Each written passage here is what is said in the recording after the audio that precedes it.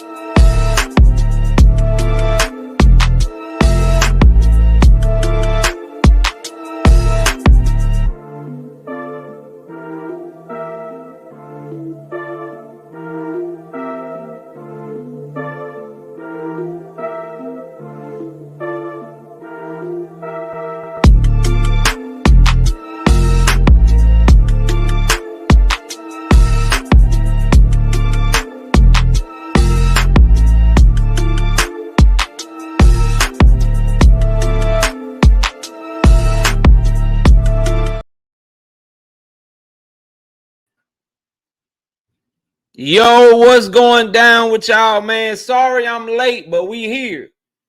It's your boy Knockout Boxing, your boy Knockout Boxing 86, your boy Knockout Boxing 86 TV, KO, Knockout, whatever you want to call me. We in this thing and we ready to cook today. Smash the like button. Subscribe to the channel if you're new here. Share this on your social media platforms if you got one. Let everybody know that Knockout Boxing is live. And we cooking right now. We live right now. Let me post that on the community page. Get some charge going for the old cellular device. Channel members, I got 5 predictions that I shot today. We did the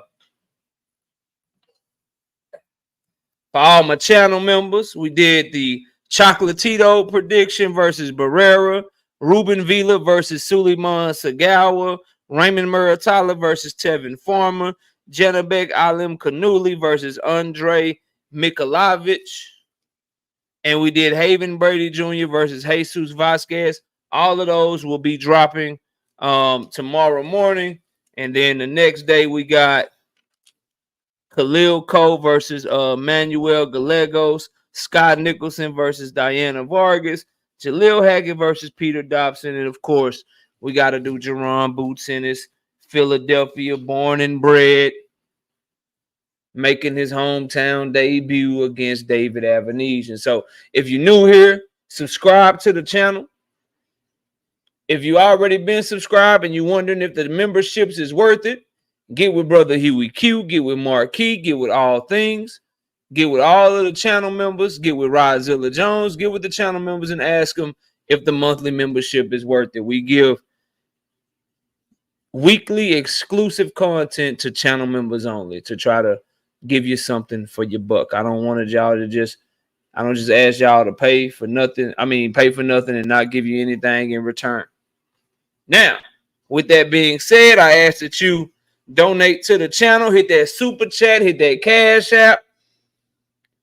Show your support for the hard work and dedication, because you know not everybody is putting in that work like your boy KO. And let's run the likes up. Let's see who we got in the building, and let's get to the cooking. We got my homie Brother Huey Q, first one in the building. Night Rider 16 in the building. All Things Todd Swindle, my homie Teach, Don't Mess with Texas, Cash Crypto, Marquee, Mike Moss, Realistic Washington fan, not an unrealistic Washington fan, a realistic one. We got DC Dre in the building. We got my boy Darion Lewis becoming a channel member to the channel. Darion, thank you for your membership, bro. Hope you enjoy that exclusive content. I give it to you every week, bro. I give it to you every week. So be sure to enjoy that membership, man. I appreciate you joining up and becoming part of the gang. DC Dre, what up? My H-Town brethren. Rodzilla Jones in this thing. What up? Optics ID in the building. What up? Savage Bo, Cash Crypto. What's happening with you, bro? Nuke is in the building. Nuke, what's good with you? Kamal Eyes in the building. What's good? I think I spoke to the homie Marquee, but I don't mind speaking again. What's happening with you? All things Savage Bo, Cam Williams. What's good with you? Mr. Boxing Fanatics, aka Paid in Full. What's happening? Green Villain Mike, what up, man? Salute. No evidence in there, bit. What up, man? Creole the Traveler. What's up with it, Creole? What's good with it? Not me. Salute to you, bro. Texas 16 South in the building. Dundrick them. Jesse Jackson. What's up with it, man? What's up with it? Who else, bro? Fight Game sliding in the front door. I gotta watch what I say with y'all. Pause. KO. Pause. It's a pause. Oh, mine in the gutter ass people, man. Chris, what's up with it, Chris? Salute. Jado, what's happening with you, Jado? NO Boxing at 504. New Orleans Boxing 504. Stand up. Houston, Texas, Nate 44 in the building with the truck in there, bitch. Is them Dayton's? Nate say he riding low riders. What up, Nate? Av boy JR, what's happening? Coach, I see you, big block. Savage Killer Queen. My boy Bullet is in this thing. What up, Bullet? Shawnee Bo, what's happening with you? DJ Black Charm Music, man. What's happening with you? You say great title as usual, man. Hey, I just talk about what's on my mind, man. And with the hottest topics in boxing and shit that I see across the YouTube streets and the social media and shit, the boxing websites, I just talk about what I believe the people want to talk about, man. And right now, this Shakur Stevenson topic is hot fire right now. So we're going to keep the coverage of it moving and giving y'all my perspective on it. Marcus M, what's up? What's happening with you, bro? Greg Roberts, what up? Light Skin Business, what up? B House, Brandon House is in the building. What up, Brandon? David Tisname, Million Films, Ice Wallow, come, what up?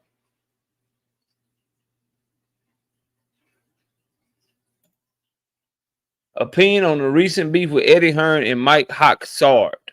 Watching from the UK, would appreciate a shout out, dude. Well, shout out to you, Ice Wallow. Come, you. It's like what, 3 a.m., 2 a.m. there. Appreciate you, bro. Appreciate you tuning in. ABZ713, what up? Mr. Blue, what's happening? Jermaine 419, what's good? TYTY007, what up? What's happening with you? Being Supreme, Toby Aguagua. I always say your name wrong. I apologize. V Rock, what up? Martin McClendon, what's up? Tay Evans, what's happening? Boxing and Barbecue, what up? Delano Williams, man. Richard Paris, Pearl Infinity, 2 Cents Boxing. Y'all go subscribe to 2 Cents Boxing. Billy Wright, what's up? Free Smoke Boxing, what's up with it, man? What's good, bro? Michael Jackson, Dave Skate All Day. Zach, what up, Zach? Salute. B Hayes, what's up, homie? 1:59 a.m. Yeah, I knew it was late. All right, bro, we got 144 people in here early. Smash the like button. Let's get the likes up over 100. I can't work for less than 100 likes. Subscribe to the channel. Hit the super chat. Hit the cash app. Show your support. Show your support, man. At the very least, we got to do what's free. Let's get a like check going, moderators, and let's get to the main topics. I got some Tank Davis to talk about. I got some fucking Shakur. I got a lot of shit to talk about, bro. And then y'all know I'm gonna drop the link as always. Devontae, what up? But if anybody wants smoke, he said, just call me Toby. All right, Toby, I'm gonna call you, bro. I appreciate you. Bruce, what up? All right, let me.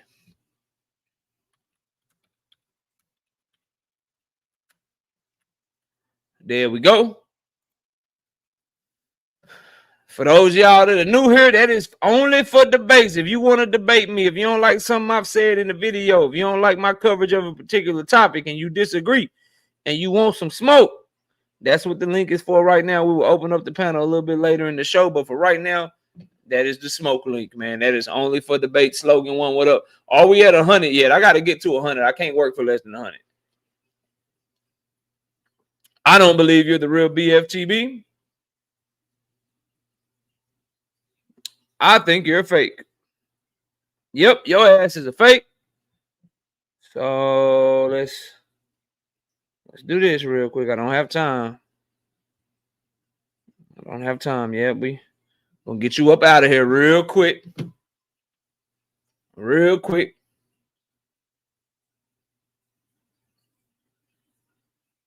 All right, 102. J Boxing GTD, what up? 102. All right, look, bro. I gotta start with this.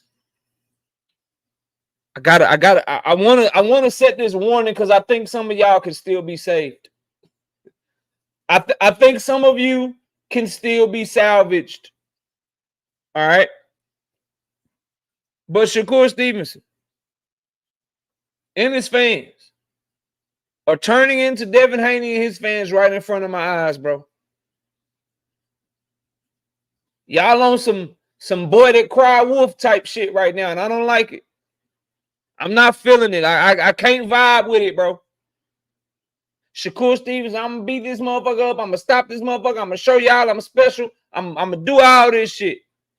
You go do your normal Shakur Stevenson shit, outpoint a motherfucker, look defensively damn near flawless in the fight, and then you making excuses and shit. Oh, y'all don't understand the sweet science. Y'all don't understand that boxing is art. No one asked you to guarantee all of this shit. All right? Now you and your fans run around this motherfucker telling me you are the most hated motherfucker in boxing. How are you the most hated person in boxing, bro? Hate is like, yo, Shakur Stevenson is a bitch. Like, that's some hating ass shit. Like, what you don't have no constructive criticism. You just gonna call him out his name for no reason. Yo, Shakur Stevenson, yo, he just trash. He garbage. He can't fight. Like, that would be some hating ass shit. But if people are telling you, like, yo, you told me to tune in, you told me to make sure I took time out my Saturday because you said you was gonna do this, and this, and you didn't do it. That's not hate, bro. The generation that Shakur Stevenson is coming up in, these 20-something-year-olds, bro. These 20-something-year-olds, they soft to me, bro. Rock bottom, Jalen James, what up? Key Structure, what's good? Brandon 404. Y'all, it's real. So, like, you talk some shit, then somebody come back and say, yo, you didn't live up to the shit you was talking. Then you call him a hater. All right? And I ain't really speak on the camera on and make shit, but what I will say about it is, you told them, you slapped motherfuckers ain't gonna do nothing. You were talking real gangster and shit to them. Then they talk back to you, and then you say, oh, y'all mad. Like, bro, I'm not Dr. Mark. Come on, bro. What you doing, bro? Jay Allen, 10-piece. No biscuit in the super chat. Shakur's insecurities are to the point his brain won't even allow him to process that he fights scary as shit. After Tank KO him, he gonna really crash out. Hashtag that mother strong. Listen, bro. He got a bunch of people around him that are yes man, number one, that ain't telling him the truth. Or if they are telling him the truth, he ain't listening to him. And then B, he got a lot of people hands in his pockets that do not care about what's in his best interest. They just want him to keep getting to the M so they can take money out of his pocket. Yeah, I'm talking about Jay Prince. Razil, I know it's H-Town all day, but I got to tell the truth, bro. There is no way that a manager should be allowing Shakur Stevenson to be asked the types of questions about his contract negotiations that he's being asked, and have Top Rank move Shakur Stevenson and paint him in a negative light on a top ranked show when you're Jay Prince and you got so many fighters over there fighting for top rank. Your whole stable fight for top rank, and you ain't got no pull. You ain't got no pull to tell him, yo, bro, don't cover my youngin like that. I can take Jared Anderson elsewhere. You know I got Abdullah Mason over here, right? You do know that, right? Nah, bro. Nah, he ain't doing none of that because his loyalty ain't even to Shakur Stevenson, bro. That shit bad, bro. So I just, Big Dog Willie becoming a member to the channel. Salute to you. But to your point, Jay Allen, about him fighting scary and shit, he's scared of power, bro. He don't want to get hit. Now, his fans think it's because he's so defensively, Mr. Defensive Guru, Wizard this, Wizardry, wizard, super wizard and shit. Motherfucker fight that defensively. They worried about what's coming back for a reason. That's all I'm saying. That's all I'm saying. If you that defensive to where you let your offense be stifled by your own defense, you worried about something. You worried about something coming back. Cal Cooley, what up, OG? Dropping trolls, I see you. You worried about something, bro. I don't care what nobody tell me.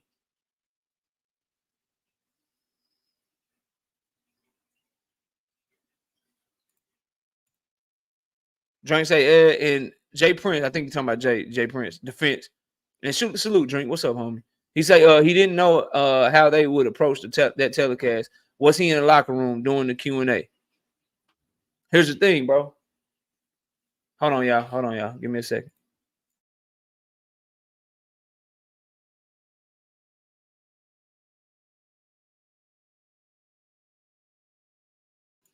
All right, my bad, y'all.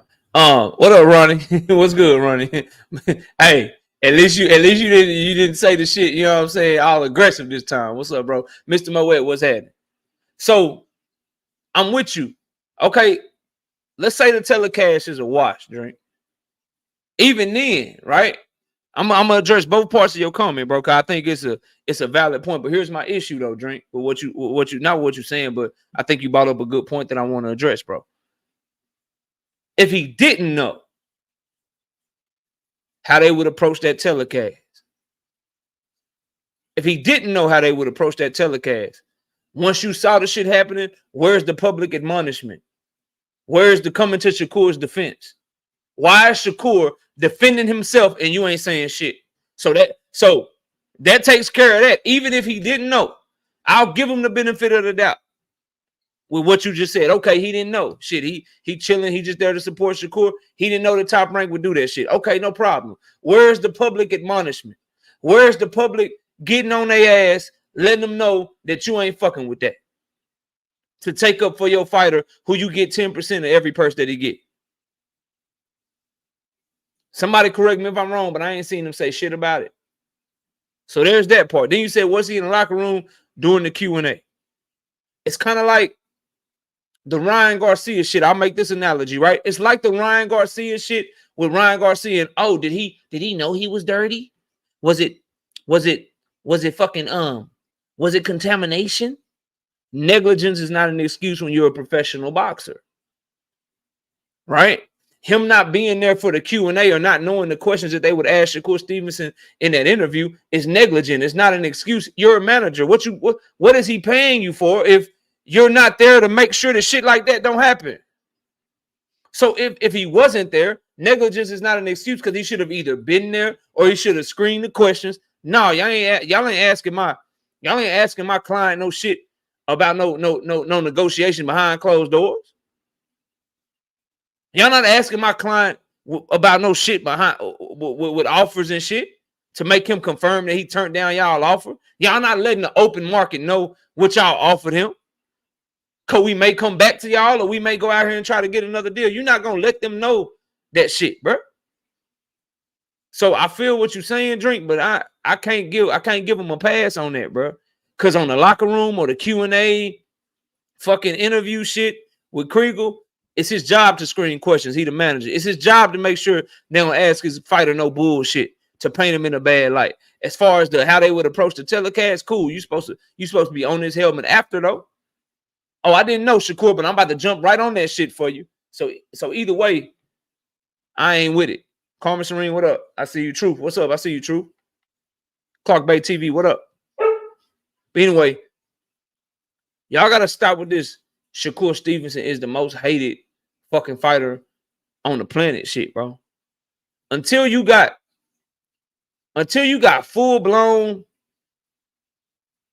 fan bases hating on you, like for instance, Shakur fans think he the most hated. Devin fans think he the most hated. But Shakur and Devin fans, a lot of them hate on Tank.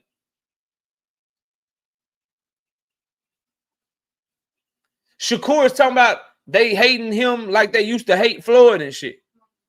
Well, the motherfucker you talking about is hating on Tank. Floyd hating on Tank. So what that make Tank? If Shakur the most hated or Devin the most hated, but both of them been hating on Tank, what that make Tank?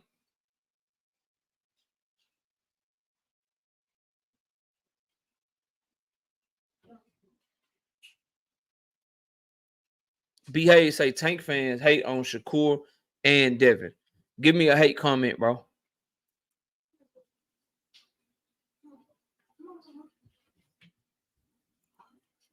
All right, my home. I'm gonna let. So give me the hate comment, B. Hayes, and I'm gonna holler at my boy Bullet real quick. Kermel Moten acknowledged Devin and Shakur is the most hated. The same Kermel Moten that was trying to hate on Tank with Floyd when Tank and Floyd was got into it and shit. That same Kermel Moten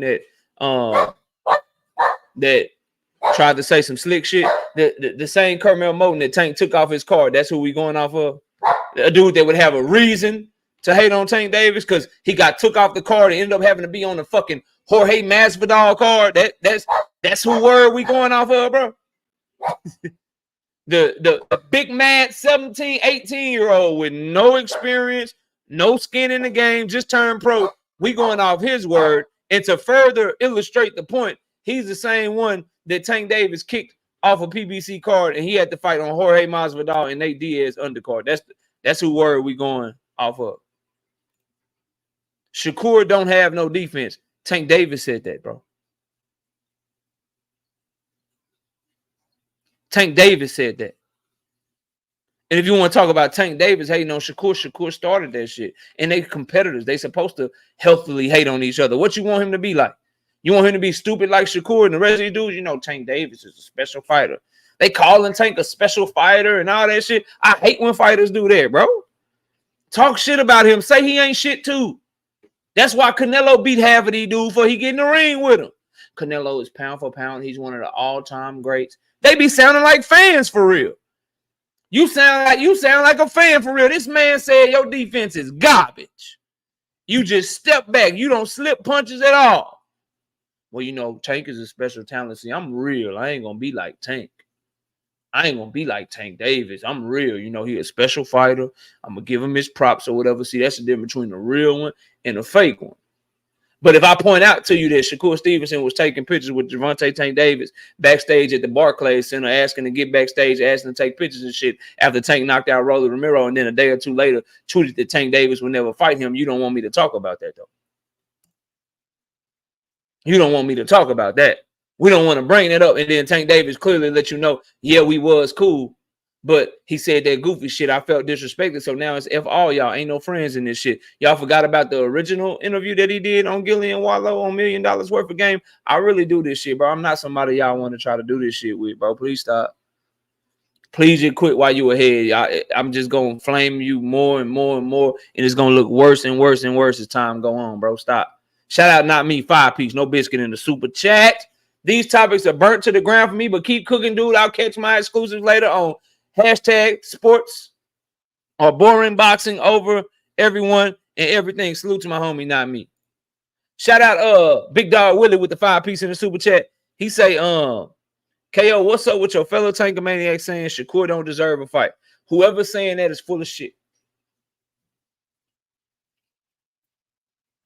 So don't call me a Tankamaniac. Don't give me no little nicknames and shit, bro. I'm a Tank Davis fan. Yes, I got him whooping all these motherfuckers. Whoever saying he don't deserve a fight is a goddamn fool.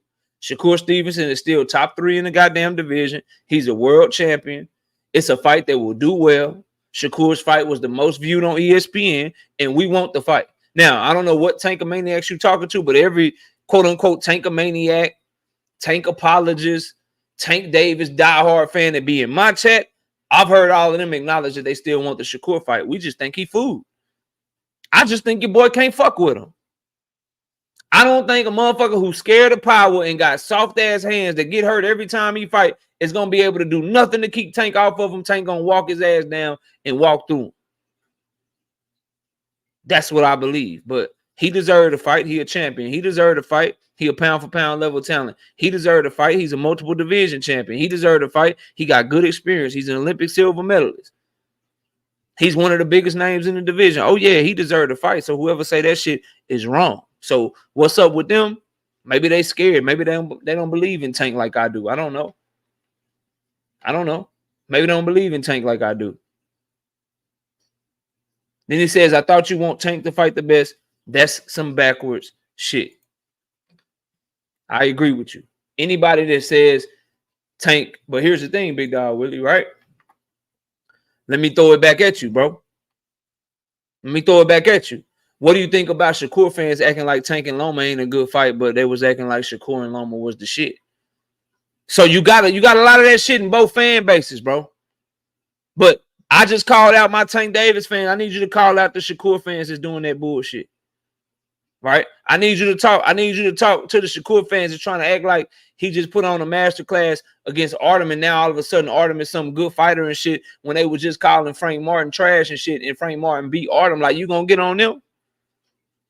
You gonna talk to them? Go holler at them. I holler at I'm doing my part on my platform to keep it real. Now you go keep it real and you tell Shakur Stevenson and you go tell his fans and shit to stop acting like he just fought some killer.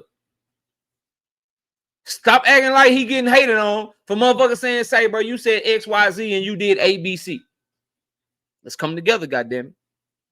Big Dog Willie, member for 10 months. Tank fans be hating on Devin and Shakur. Stop it, KO. Everything I've seen the Tank Davis fans say about Devin and Shakur, for the most part, has been in retaliation to Devin and Shakur fans lying on Tank Davis. You motherfuckers call Tank Davis duck. You happy about Shakur Stevenson versus Frank Martin, but then when it's Tank Davis versus Frank Martin trash. Shakur Stevenson versus Loma is a masterclass chess fucking match, and Devin versus Loma is a fucking legacy fight, and it's two of the best fighters going at it, and Tank and Loma about to happen, and now Loma ain't shit. Like, stop, bro. We don't do that bullshit. Shout out Profile Pete. 2-piece. No biscuit in the super chat. Kurt need to be quiet and rack up wins to get his value up. He racking up wins already, bro. My boy BFTB in it, bitch. I ain't see you come through. Salute, bro.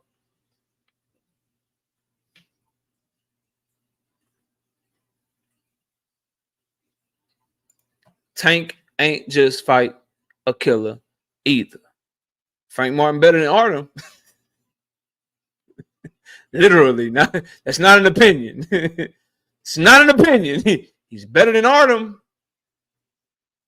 Go ahead and shit on Frank. Go ahead and let me guess. Frank ain't a killer, but Edwin's good, huh? Come on, RB, easy, bro. Truth, say your boy can't hide no more. Let me start that comment because we're going to talk about Tank and Loma in a little bit. Let me start it. I'm going to say that shit for you. I'm going to say that shit just for you, homeboy.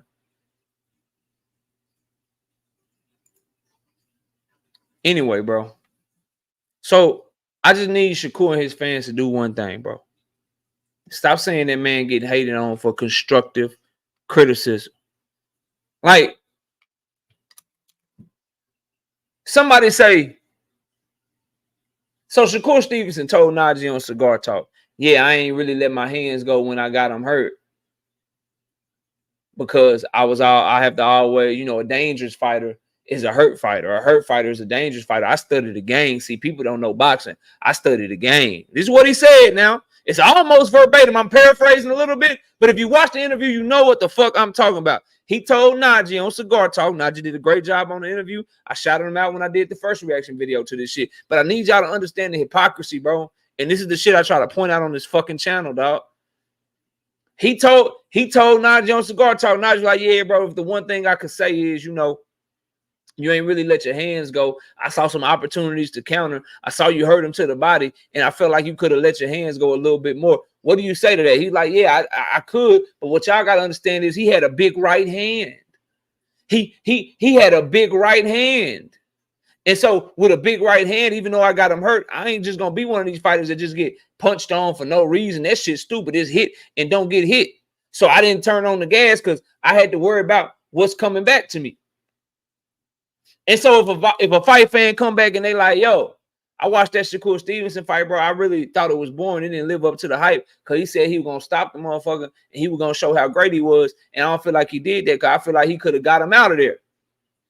If the fan says Shakur Stevenson called it hate, but he said the exact same shit himself, make that shit make sense, bro. Make that shit make sense, bro. Like, real talk. Those are the same two fucking comments, bro. Think about it. Those are the same two fucking comments. Hey, I didn't like the performance because I felt like Shakur could have did more, and he didn't. Shakur Stevenson, I didn't do more because I had to make sure that I didn't get caught with no stupid shit like Anthony Joshua did, Andy Ruiz. What's the difference? What's the difference, bro? Because he said it's not hate, but if you say it is hate, that's the shit I'm talking about, bro. That's the shit I'm talking about, dog.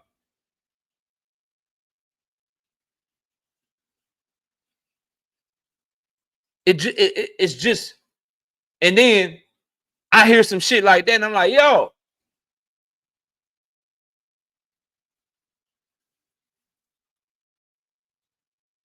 I'm like, yo. You said you were worried about Artem power? Boy, you got no shot against Tank because you worry about that motherfucker power. You damn sure gonna be worried about Tank Davis power. And your hands fucked up? So you already don't punch hard. Now Tank know your hands fucked up. He ain't gonna respect you at all. Ain't nothing you can do to get his respect, bro. You food out here. Man, this nigga knockout hating on Shakur again, bro. What the fuck? He hating on Shakur again with that, bro. He said the shit himself. Why y'all ain't listen? This is what I know, bro. This is what I know. Yeah, I need B Hayes, bro. I need Big Dog Willie. I need RBZ, bro. Y'all go and RBZ, you out there in Newark, bro. Can y'all go take his devices from him, please, bro?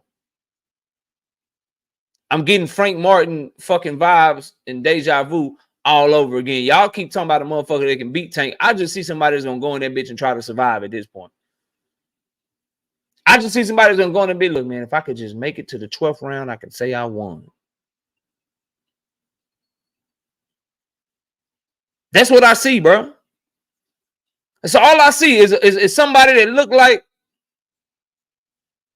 they just gonna be trying to survive, bro. He killing himself, bro.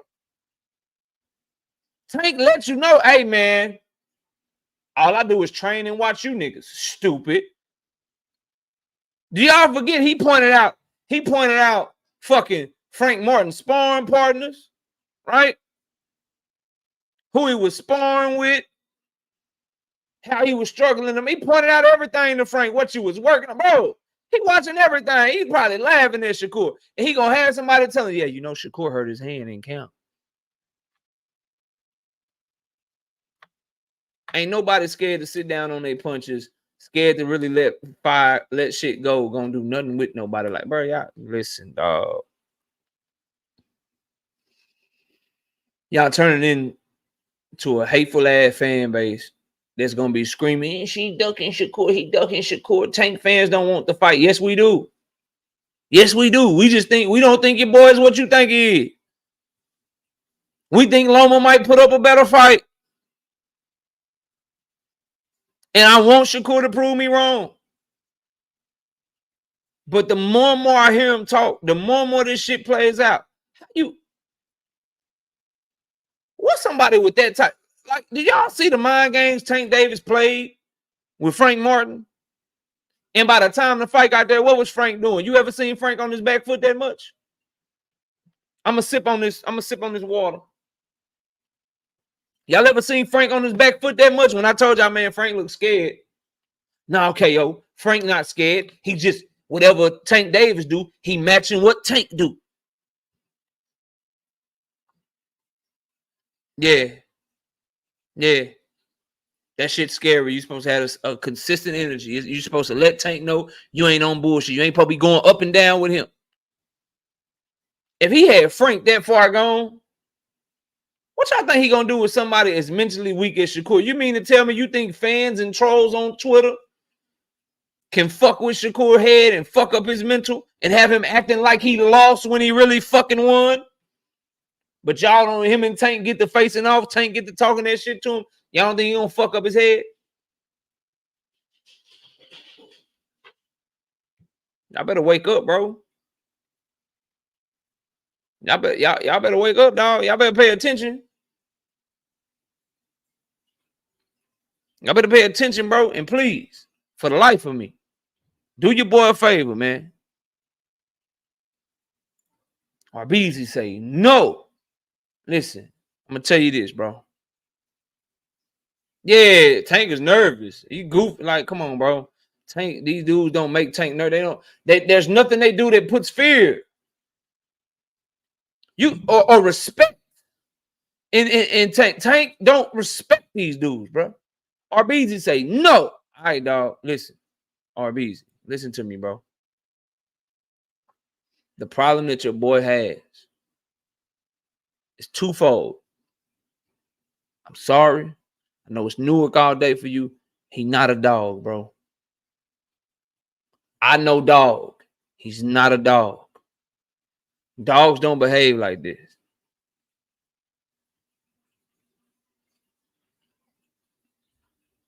Dogs don't behave like this, bro. Dogs don't give a fuck. Dogs like, fuck y'all, I won. I'm enjoying my family.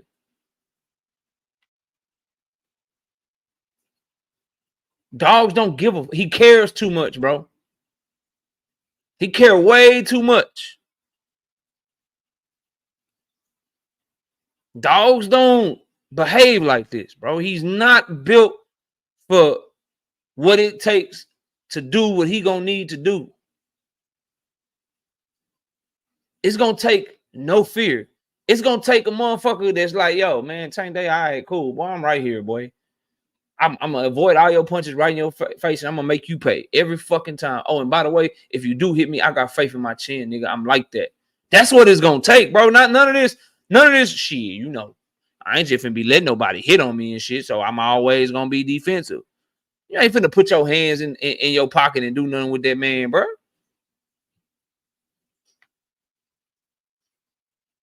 Y'all gonna see, bro. Y'all gonna see when that boy get in that boy face and be like, man, I'm gonna stop you. You ain't this, you ain't that. I want to show Terrence Crawford you ain't that. I want to show Andre Ward you ain't that. Y'all gonna see, bro. That's okay. It's cause y'all always come around too late, bro. Boxing Hacker with the 5 pieces super chat. Don't worry, KO. Shakur gonna have Tank fighting shadows like he does all his opponents. Cap, bro. Let's say he do that, bro. And this is the problem that you have. He's not getting those rounds. Let's say he played an elusive game. Mr. Defense, not letting no punches go, but Tank is the one trying to make the fight, letting punches go. And let's say Shakur's taking shit off the gloves, being defensive and shit, but he ain't throwing nothing of substance back. Who you think getting that round, bro? Who you think getting that round, bro? Y'all better, man, you not finna uproot the money, man, with some bullshit Guillermo Rigondeaux, John Riel, Casemiro performance. You're not gonna uproot the money, man, with a Shakur Stevenson Nakatila performance, bro. You're not gonna uproot him with a Shakur Stevenson, Edwin De Los Santos performance. Hell, Edwin almost beat him for real. Did y'all see the scorecards? Oh, Shakur don't drop around. Shakur don't drop around. He's a masterclass boxer. Motherfucker won on a few scorecard, 115 to 113.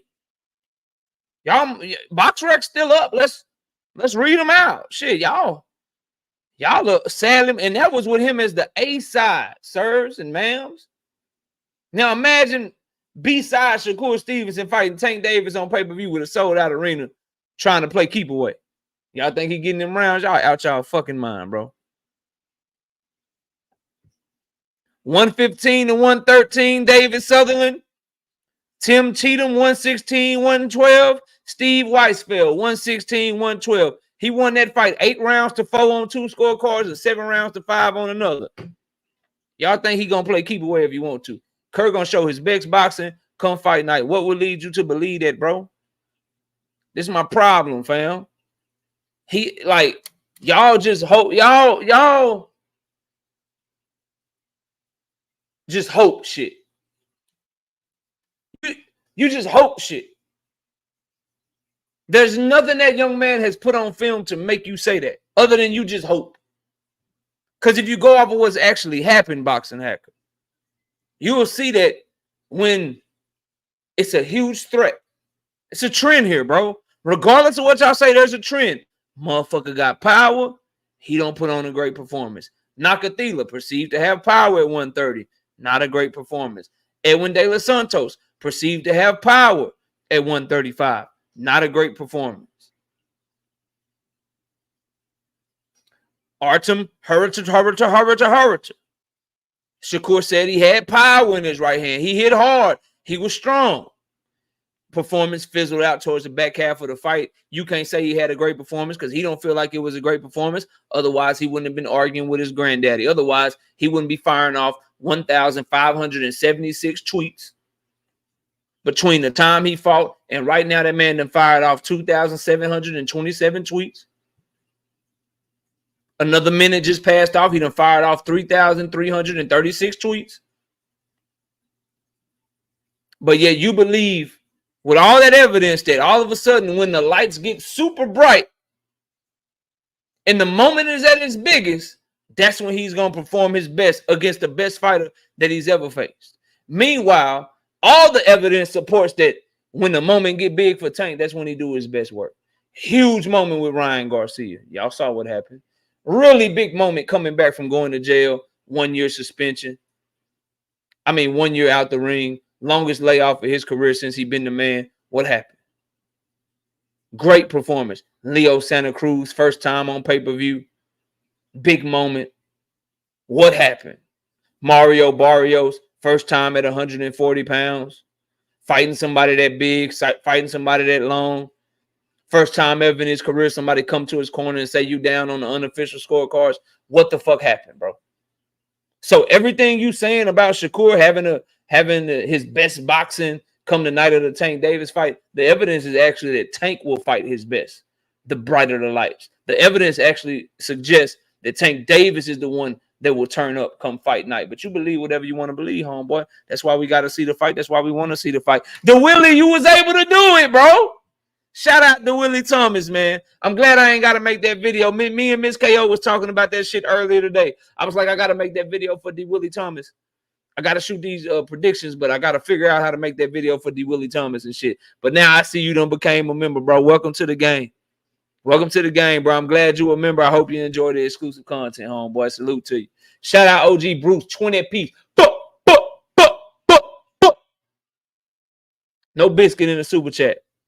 He say Shakur is extremely immature, displayed in his childlike mental breakdown at the Olympics. Floyd Mayweather cried though. He was a kid at the time, he was like 19 years old. I ain't gonna hold that against him, but I feel what you're saying though. I feel what you're saying. I can't hold the Olympics against him because he was 19. He was a child at that time. I got a 20-year-old daughter and a 16-year-old daughter and a 15-year-old son. So I consider, even though I'm in my 30s, I do consider, a 19-year-old to be a kid and a child. So I don't mind that. And he really cared. I ain't tripping on that, but I understand what you're saying. But I just disagree with that part. But what else you say? You say, and his inability to navigate any level of criticism. Now, that's a fact. That's a big fact. That's big facts, bro. It should be Fuck y'all.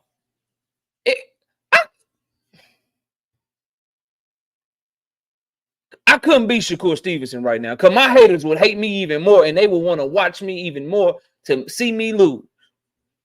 Boy, I couldn't be Shakur. Fuck, like, man, y'all trying to say I'm boring, bro. I'm going over everybody that fought on ESPN. Who fought on ESPN this year? He ain't had more people watch him than me, but y'all say I'm boring up.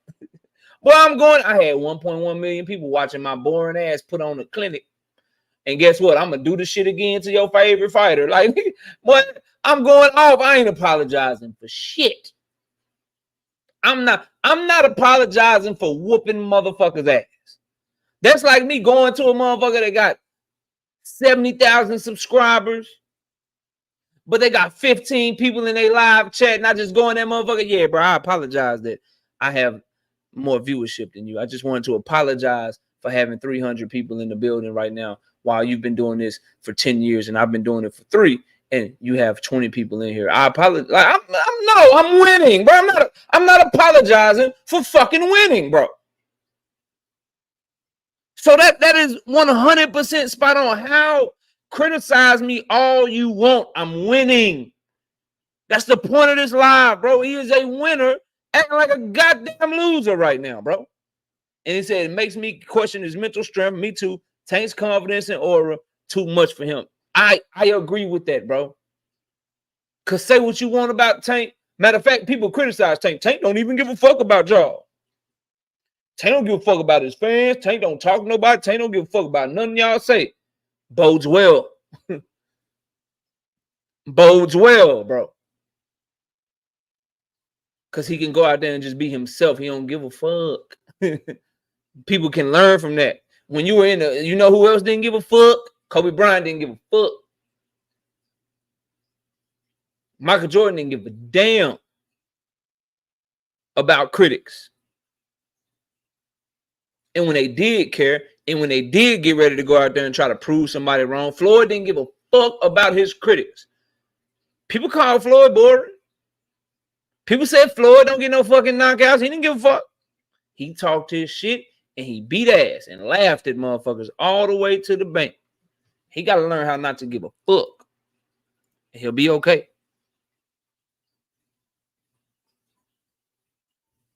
He got to learn how not to care and he will be okay. Straight up.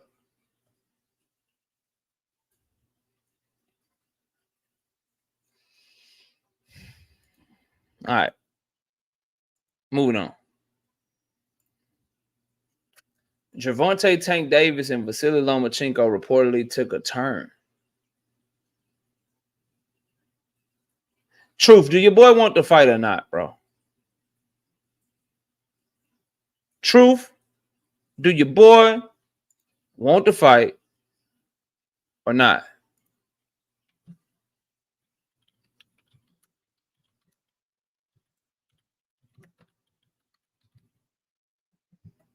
Do you want the fight or not, bro? What we doing, Truth?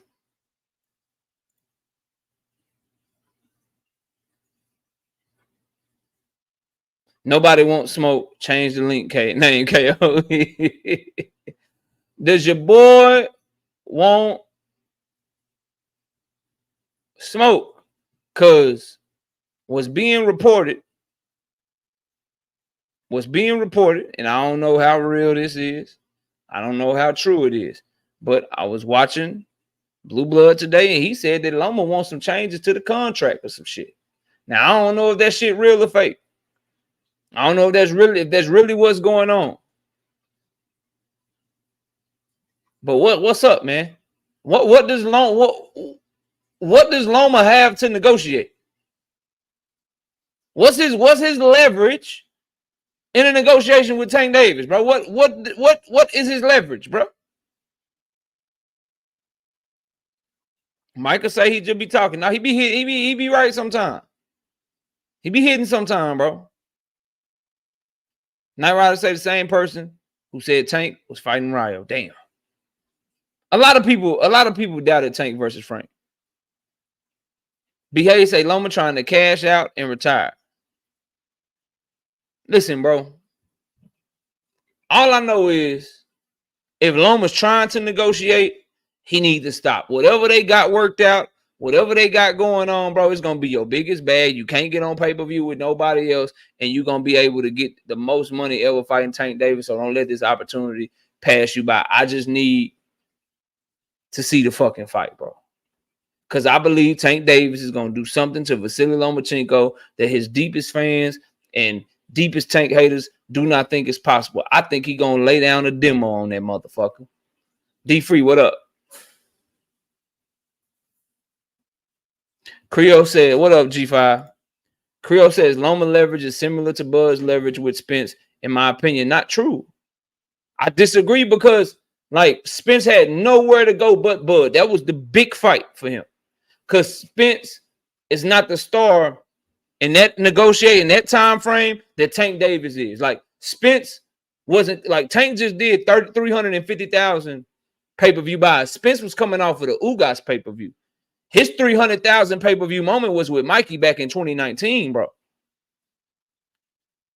Tank Davis is coming off a $1.2 million pay-per-view with a 20-something million live gate with Ryan Garcia, a $15 million live gate with Frank Martin, and another $350,000 pay-per-view buy for a $41 million revenue in this fight with Frank Martin, a relatively unknown fighter. Lomachenko's coming off of a free fight. Lomachenko don't have nowhere to go but Shakur Stevenson. And he don't even have that no more because Shakur ain't fucking with Top Rank right now. All right. So I don't think he got the same leverage, Creole. Because Tank can fight Shakur. Arguably, Tank and Shakur can do good numbers. Tank doing numbers with anybody. Tank has showed if he's doing 350 with Frank Martin, he's not going under that with nobody else, bro. So you guaranteed at least $25 to $30 million in pay-per-view revenue with Tank, no matter who he fight. If it's Shakur, if it's Lomachenko, if it's William Zepeda, if he fights Teofimo, if he fights Devin Haney, whoever he fights from 135 to 140, they not selling no less than 350,000 pay-per-views. That's $26 million. Now, some of those names he gonna sell more than that. Loma can't say that shit. He said the key is Tank wants Loma, but he wants Shakur too. He want all them motherfuckers, Creole. Trust me, bro. He want all of them. We got Miss KO in the building. What's up, baby? Salute. But the reason he wants Loma first is because Loma is older and he wants to cut Shakur off at the knees, and he wants the ability to have him on his resume while he coming off of a great performance, bro. But Loma don't have no leverage because, number one, Bob need to cash him out. He can't cash him out with nobody else. Loma ain't gonna fight Barinchik because they both from the Ukraine and they all on that you know, Kumbaya, we are one, you know, the shit they got going on with Russia and shit. So where he gonna go? Where he gonna go? So I don't think Loma should be playing these games, bro. And I want to see the fight. So I just hope they get this shit together. But Bob Arum talking real good about it. I shot a video on it. I think that fight is done. I say all that to say, you know, if what Blue is saying is true, then I got a problem with it. But I think the fight is done. Shout out Dark with the 5 piece in the super chat. He says Shakur needs to understand he's losing with these weak ass wins compared to losing, going out like a warrior, i.e. Spence. Bro, he's not. I disagree, Dark. And salute to you, homie, in the super chat. I appreciate you. Let me tell you why. It's not so much the wins, it's the promises of what he's gonna do before the fight, and then his behavior after the fight.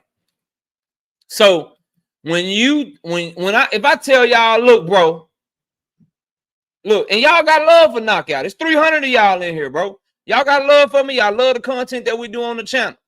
But if I tell G5, if I tell OG Eric, if I tell Pearl Infinity, if I tell Greenville and Mike, hell, if I tell Miss KO, I'll use her. This is my wife, right? If I tell her, baby, look, make sure, hey, you usually be doing your thing with the kids and shit. You know what I mean? You usually be making sure the dog's taken care of. You be taking care of me and shit. You let me do my shit, go live or whatever. You be holding it down, baby. But look, I need you to tune in tonight. I need you to tune in tonight because I got Gervonta Tank Davis coming by the channel. Baby, tune in tonight. I got Gervonta Tank Davis coming by the channel and shit. He coming by the interview with Knockout. And I tell y'all the same shit. And then y'all all get here. And he don't show up. Yeah. I still probably have a great show. Yeah. Shit'll still be lit.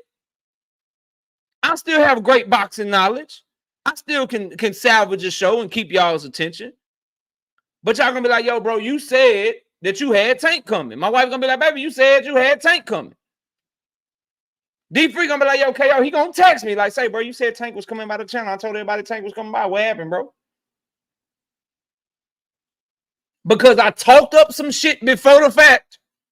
I said I had Tank Davis coming by the channel. Right? I said I had him coming by the channel. Then when he don't show, people gonna have questions, bro. And that's what Shakur does to himself. I'm gonna knock a motherfucker out.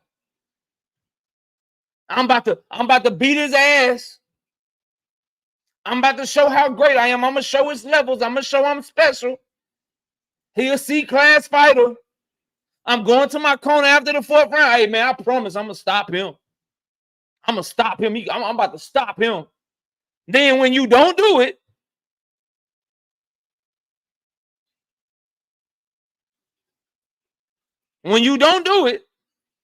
motherfuckers gonna be like, hey, bro, but you said you gonna stop this motherfucker. What's up?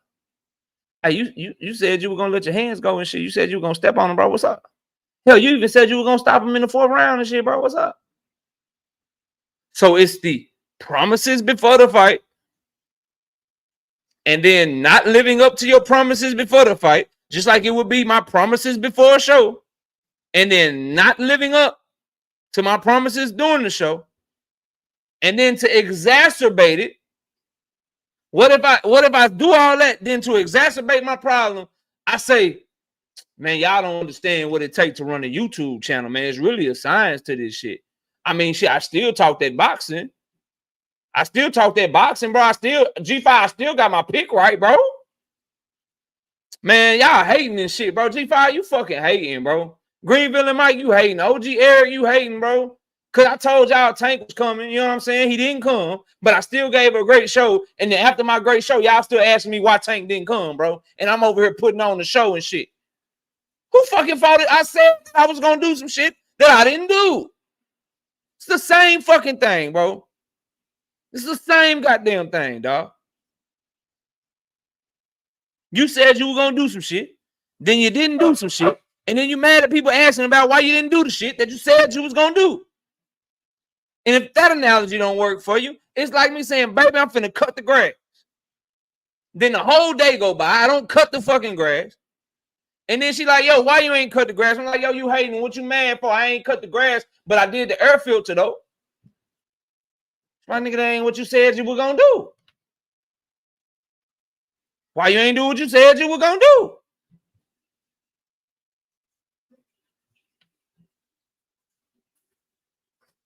So, bro, I don't think it's the weak-ass win.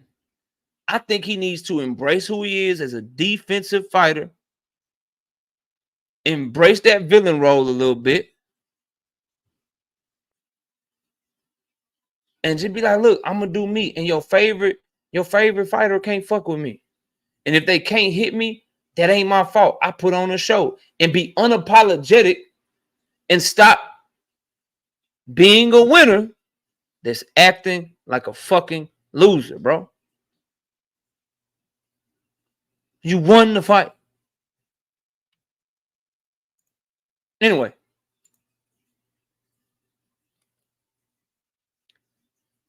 Tank and Loma, back to that. Like I was talking about. Shout out to Homie Dark for the super chat. We went on a tangent, but I got to respond to the people that's supporting the channel and sponsoring the channel. Gervonta Tank Davis and Lomachenko, I'm under the impression that it's done. I don't think that Lomachenko will be coming to America from the Ukraine for a fight that Bob Arum and top ranking Aegis Clemus and premier boxing champions and Al Heyman and Tank Davis and Carl Moretti and Louis DeCuba don't already have worked out.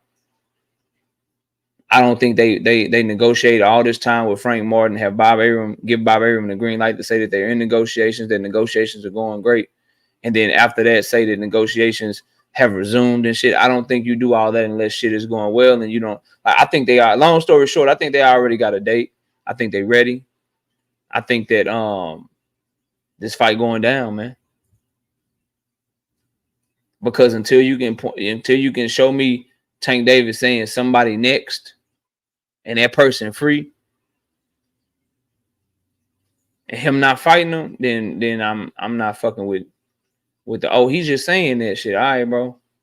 He wouldn't say that, and then Bob Arum wouldn't say what he was saying if that fight wasn't coming to fruition. So y'all get ready for Tank and Loma. I gotta speak on something real quick. Where did this shit come from? Cause I heard it getting talked about today over on BFTB's channel.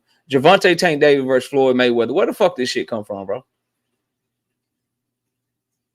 Who said this shit? Somebody say it's a Tank team member. Who said this shit? Who said this shit now? Who said some shit about Tank and Floyd? Kenny again? Kenny Ellis, OG. Stop trolling, bro. Stop trolling us, bro. Why? Like, stop trolling us, bro. First you tell us Loma is fucking stepping aside. We know that's not true. Now you talking about Tank versus Floyd? No. Stop trolling, bro. Because I say this shit about Kenny Ellis and Calvin Ford. I say this shit about Bill Haney. I say this shit about Teofimo Lopez Sr. I say this shit about Derrick James. One thing that I absolutely love that Derrick James does, that these other trainers need to learn from, bro, in my humble opinion, is that Derrick James does a good job of giving the same message that his fighter gives, bro. If Derrick James fighter says he wants this motherfucker over there, then Derrick James is like, I want this person too. I want this person too. A lot of these other promoters / managers / trainers or whatever, they say things that could make their fighter look bad. What he has to understand, and I see y'all in the comments, I'm not disagreeing with you, but Tank Davis has a lot of people that are looking to hate him, denigrate his name, criticize him, and grasping for straws right now. You don't give them ammunition. They're grasping for straws right now. Allow them to continue to look stupid for he won't fight Loma. He ain't gonna fight Loma. Tank ain't fighting Loma. Tank gonna want to fight the best. He ain't fighting Loma. Hey, Tank and Loma in negotiations and the deal is pretty much done. Oh shit. Loma old than a motherfucker. Loma old ass motherfucker. Oh yeah, word. How old is Terrence Crawford? That shit don't matter. That shit don't matter, KO. Hey, how old is Chocolatito?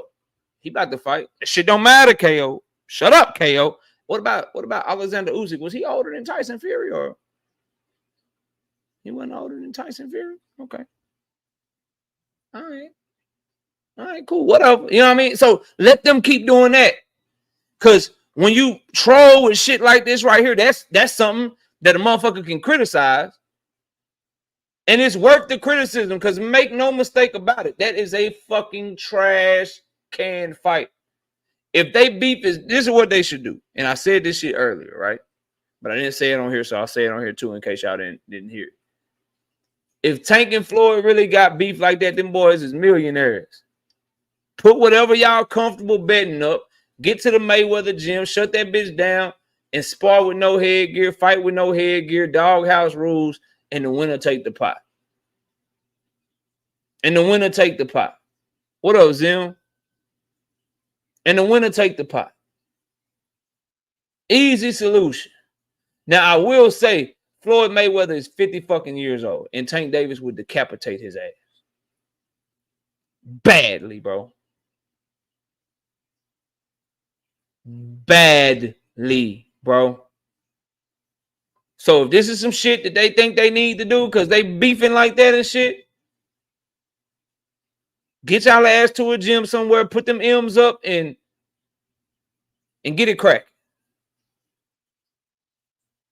And get it cracking.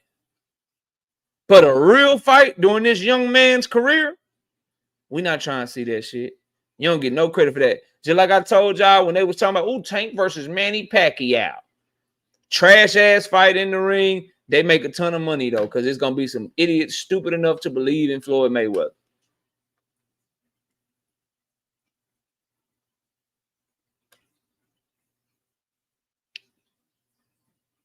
Tank Davis and Floyd Mayweather would do dumb numbers. But if it was a real fight, them dumb numbers is gonna cost Floyd Mayweather not only his record, but it could cost him his fucking head off his shoulders. Because Tank Davis would decapitate that man, bro. Just leave that shit alone, Tank. That man got grandchildren and shit, bro. Leave that shit alone like we want you to leave motherfucking Manny Pacquiao alone. We want that real work. We want that Loma work. We want that Shakur work. I don't really give a fuck about Barinchyk. I hope somebody beat Barinchyk. They got a name. They got some fucking, you know what I'm saying? Got some shit about them. They can talk some shit during the press conference. Because I ain't going to lie. I'm excited for the Tank and Loma fight. And I'm excited for the Tank and Shakur fight. But I would be more excited for Tank and Shakur because I think them press conference is going to be dumb good. I think Tank and Loma press conference ain't going to be all that. So I need somebody else, you know what I'm talking about, for that fourth belt. Once Tank, Loma, and Shakur work all that shit out, that fourth belt, I need like Keyshawn Davis or Raymond Murray Tyler to have that bitch. You know what I'm saying?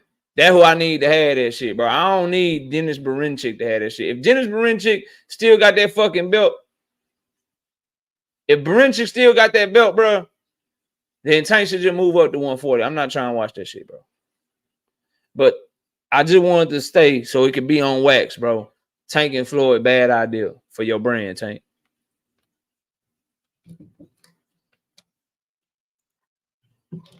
As him say, Tank and Shakur teams gonna damn near fight at the presser, to be honest. Now, define team. Because, see, if we go on teams, I got Shakur team if you talking about SOG and Terrence Crawford. This ain't no disrespect to nobody. When you say teams, is you talking Calvin Ford versus Wally Moses? Kenny Ellis versus Jay Prince? You know what I mean?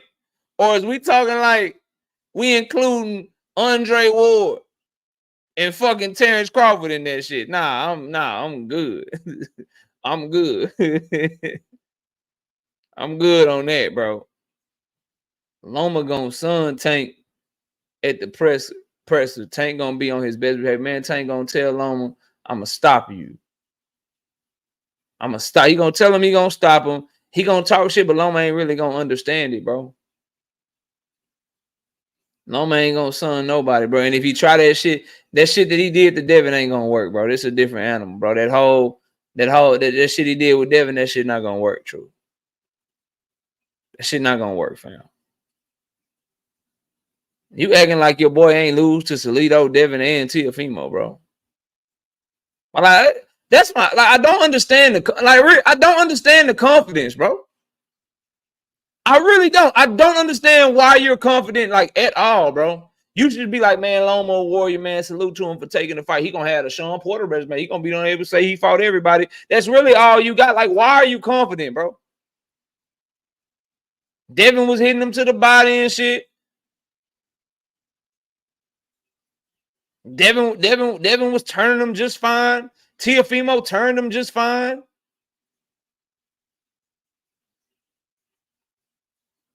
But you think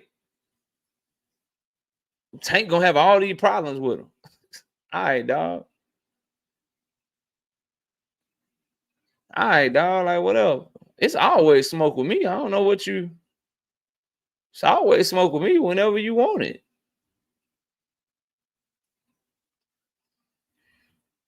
Whenever you want it. Zena, what's up, homie? Salute to you. What do you say? He said, not Dre, not Bud and Dre. I just mean the entourage. Yeah.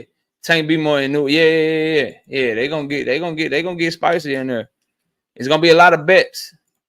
First, bro, Tank versus somebody from the culture, man. It's just funner. Somebody that can talk that shit, somebody that's cussing at him and shit, it's just funny. Ryan Garcia was kind of like, whatever. He was talking a little bit, but he just came across as corny. But Rolly, whatever. You know what I mean? Rolly was talking, but we knew Rolly wasn't a real threat. So we threw that out the window. But, you know, when Tank and Frank was talking that shit just did something to me, bro. So I know, like, Tank and Shakur, you know what I'm saying? Tank and Devin. Yeah, bro. Talk that shit.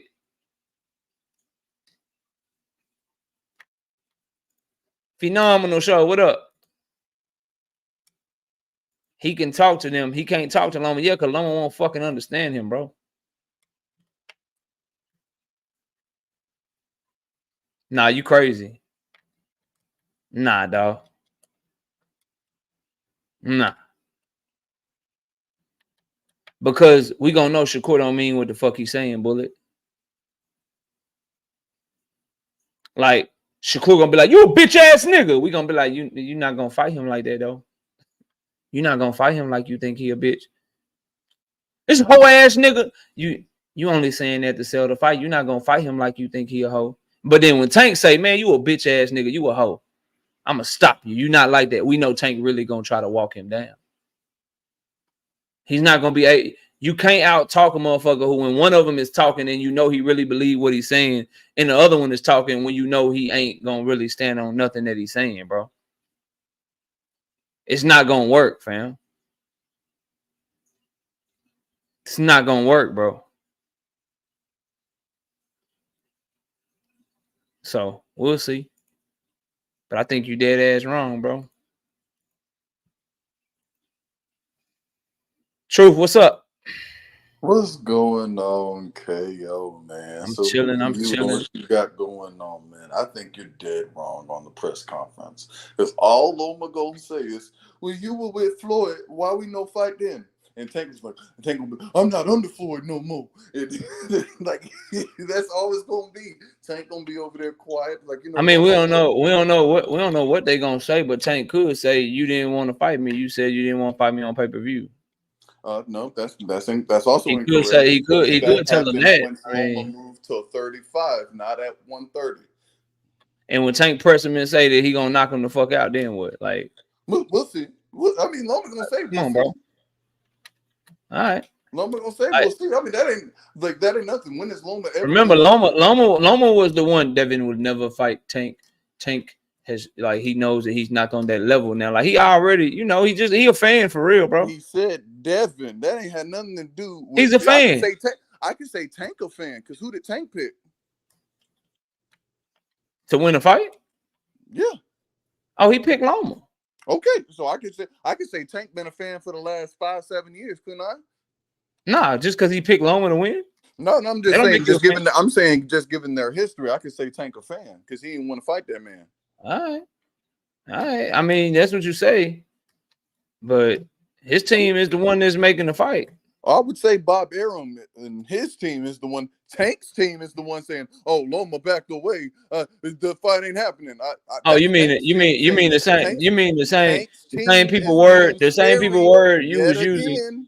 The same people word that you was using to say that Tank wasn't fighting Frank Martin.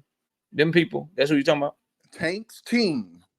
The same has had the same team members. The same exact team members that you argue with me about the Frank Martin fight, right? Them same team members. Peep the energy. Bob said, I'm just asking. I'm asking. Like, Loma pulled out. Are those the same? Are those the same team members that you was using a word to say Tank Davis wasn't fighting Frank Martin?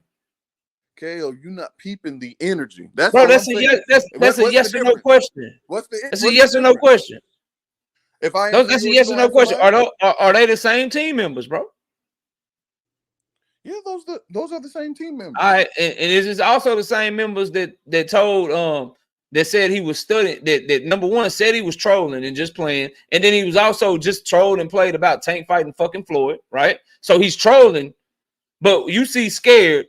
But do you want to address the fact that same person that you're talking about, let it be known with all of the heavy rumors, I've been studying film, let Loma try that angle shit that he be doing, and have Tim Bradley ready for Lomachenko to pick his boots up when Tank knock him out his fucking socks. You forgot that? Correct. I acknowledge that Kenny said that. Okay. Now, are you going to ask Okay. me my question? And did he say he was just playing about that one? Are you gonna answer my question? I'll get to your question, but did he say he was just playing about that one? He said it was rumors at the time. It wasn't. No. Did he say he was just playing about the prediction? Did he say he was just trolling about the prediction of Tank Davis knocking Lomachenko out his fucking socks? Did he say he was just playing about that?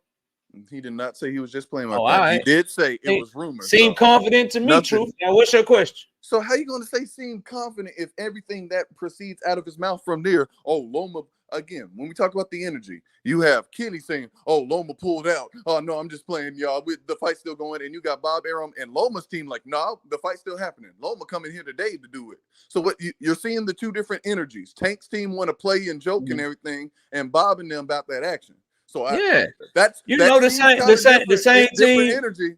The same team that he Dave the same Chappelle team when it comes to Loma.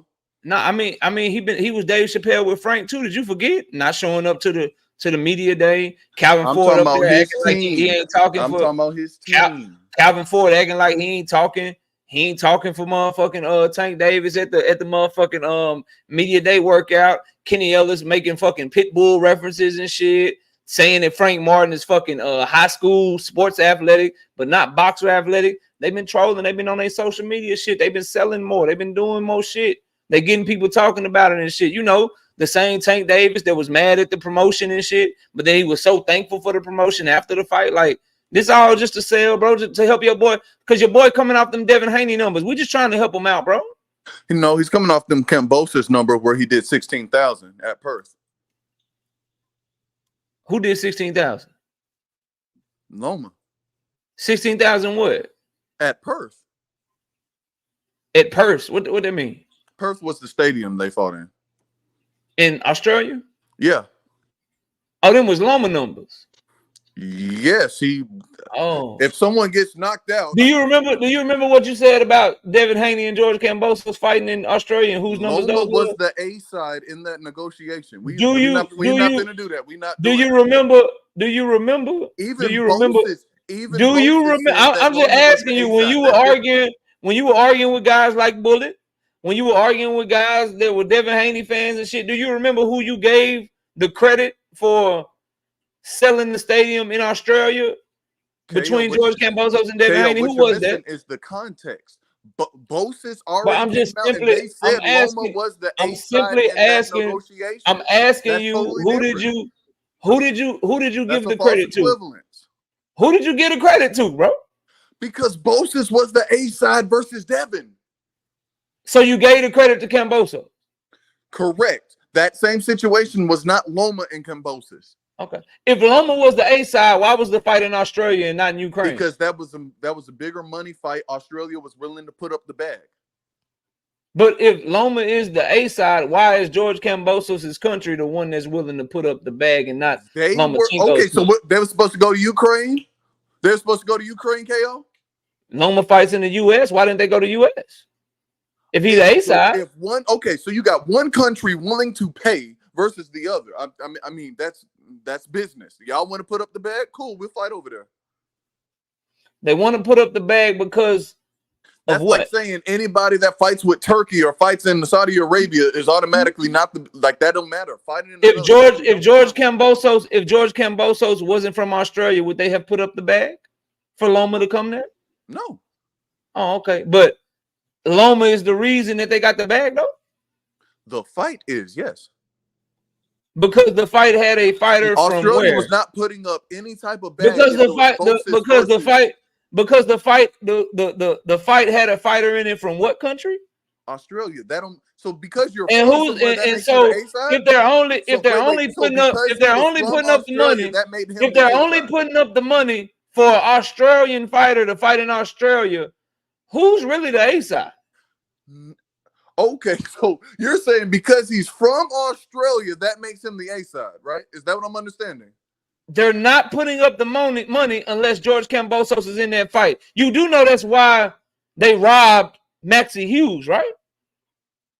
To make the Loma and Bosis fight, yeah.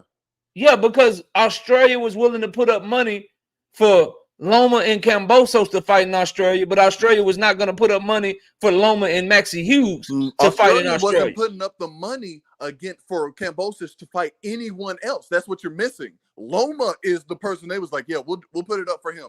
But they already put up money twice for Kambosos to fight Devin Haney, though.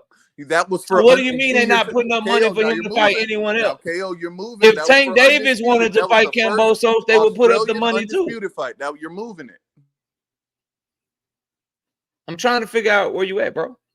What do you mean? You just moved it. You just went back to Devin Haney. You said they would never put up money.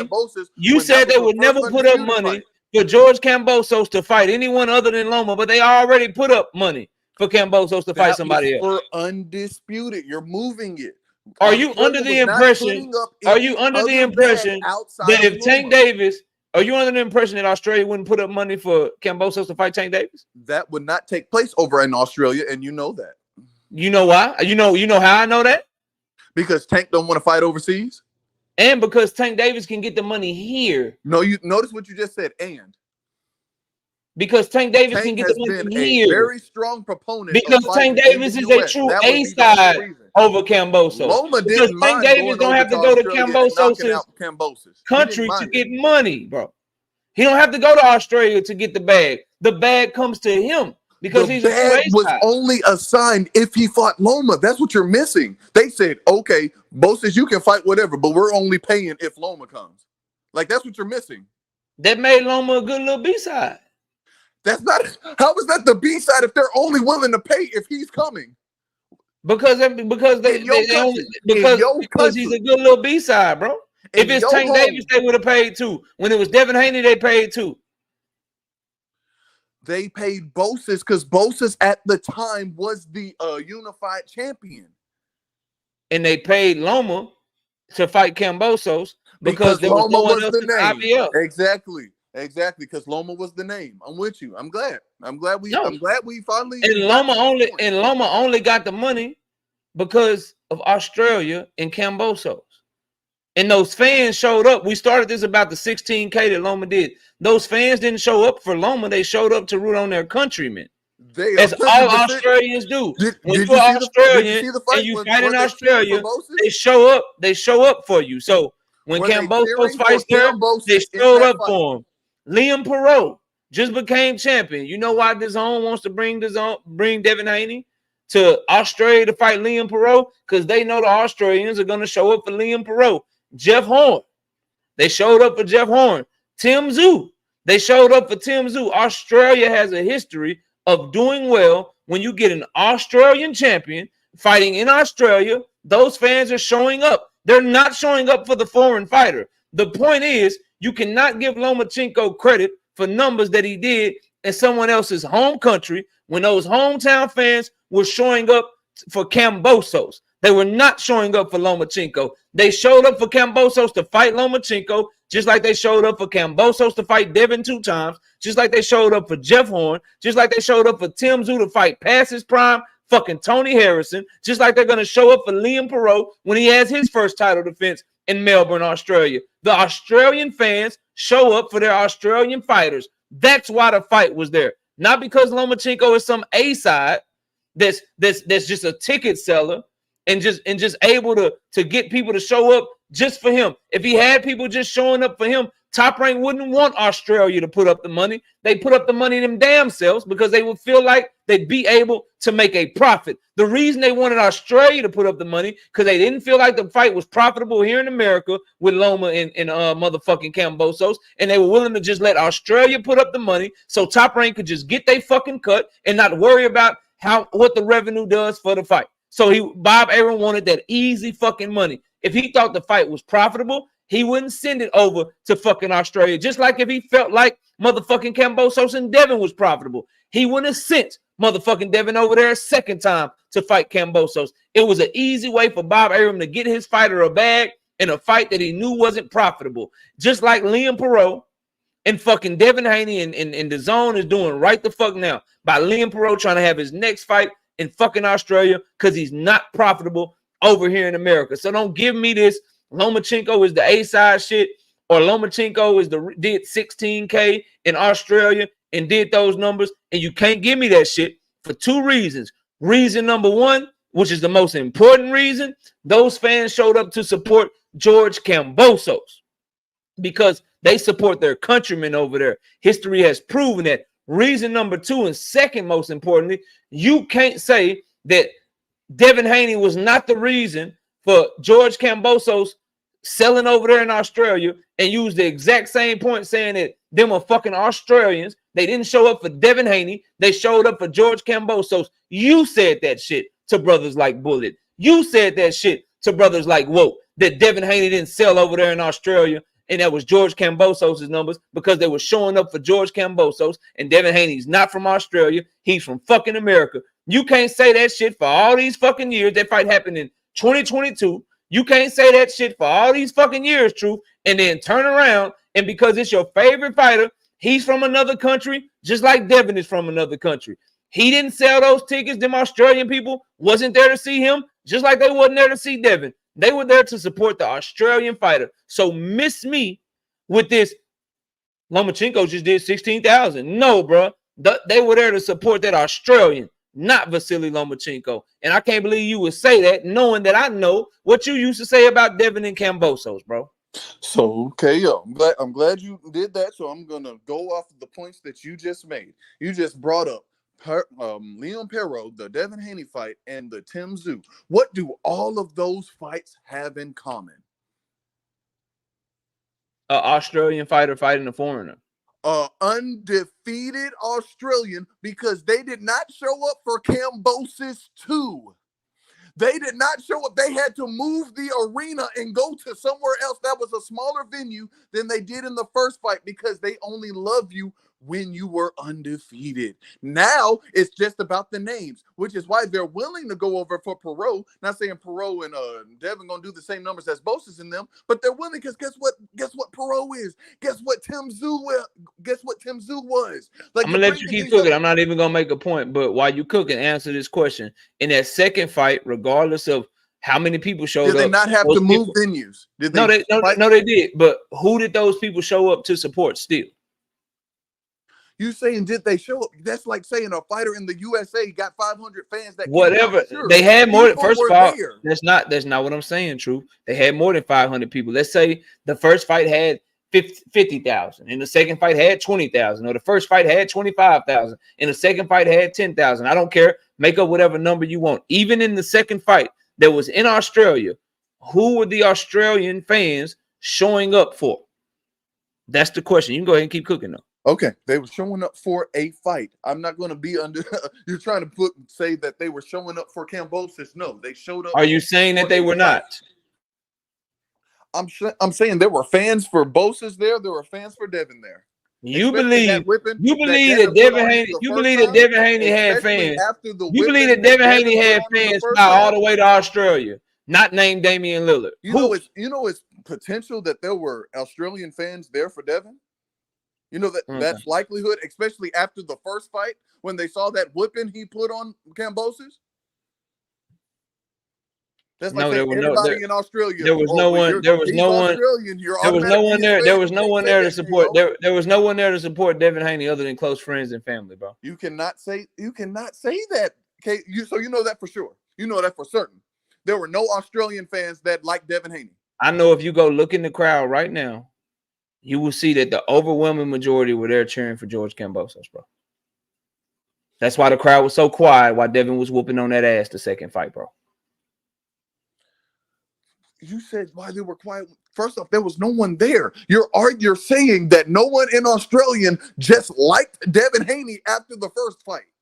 That's what you're saying. Nobody was like, nope, we're still standing by Bo since he got his ass beat, but we're still standing. No, there were fans for Devin. There were fans for Haney. I mean, fans for Devin, fans for Bosis, which is why in the Loma fight, there were fans for Loma. There were fans for Kambosos. When you say being silent, you can't gauge fan interaction based off of crowd noise. Like, that don't mean they're supporting just because their fighter getting beat up. What I heard is when Loma was taxing that ass, there was some cheers going on. I mean, and same way with Devin. When Devin was taxing Bosis, there were cheers going on. So there were some other people, even the 5 people that may have flew in for Devin, there were others that was there for Devin as well.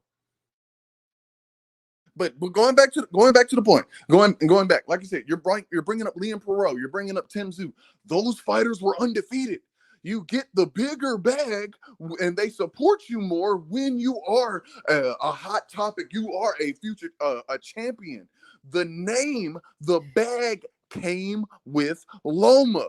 That's why they were willing to make the fight. It wasn't Bosis. Why they were, because if Bosis could have fought anyone in Australia, they would have gave the bag. No, they said only if you fight Loma. Loma was the one bringing the bag, not Bosis.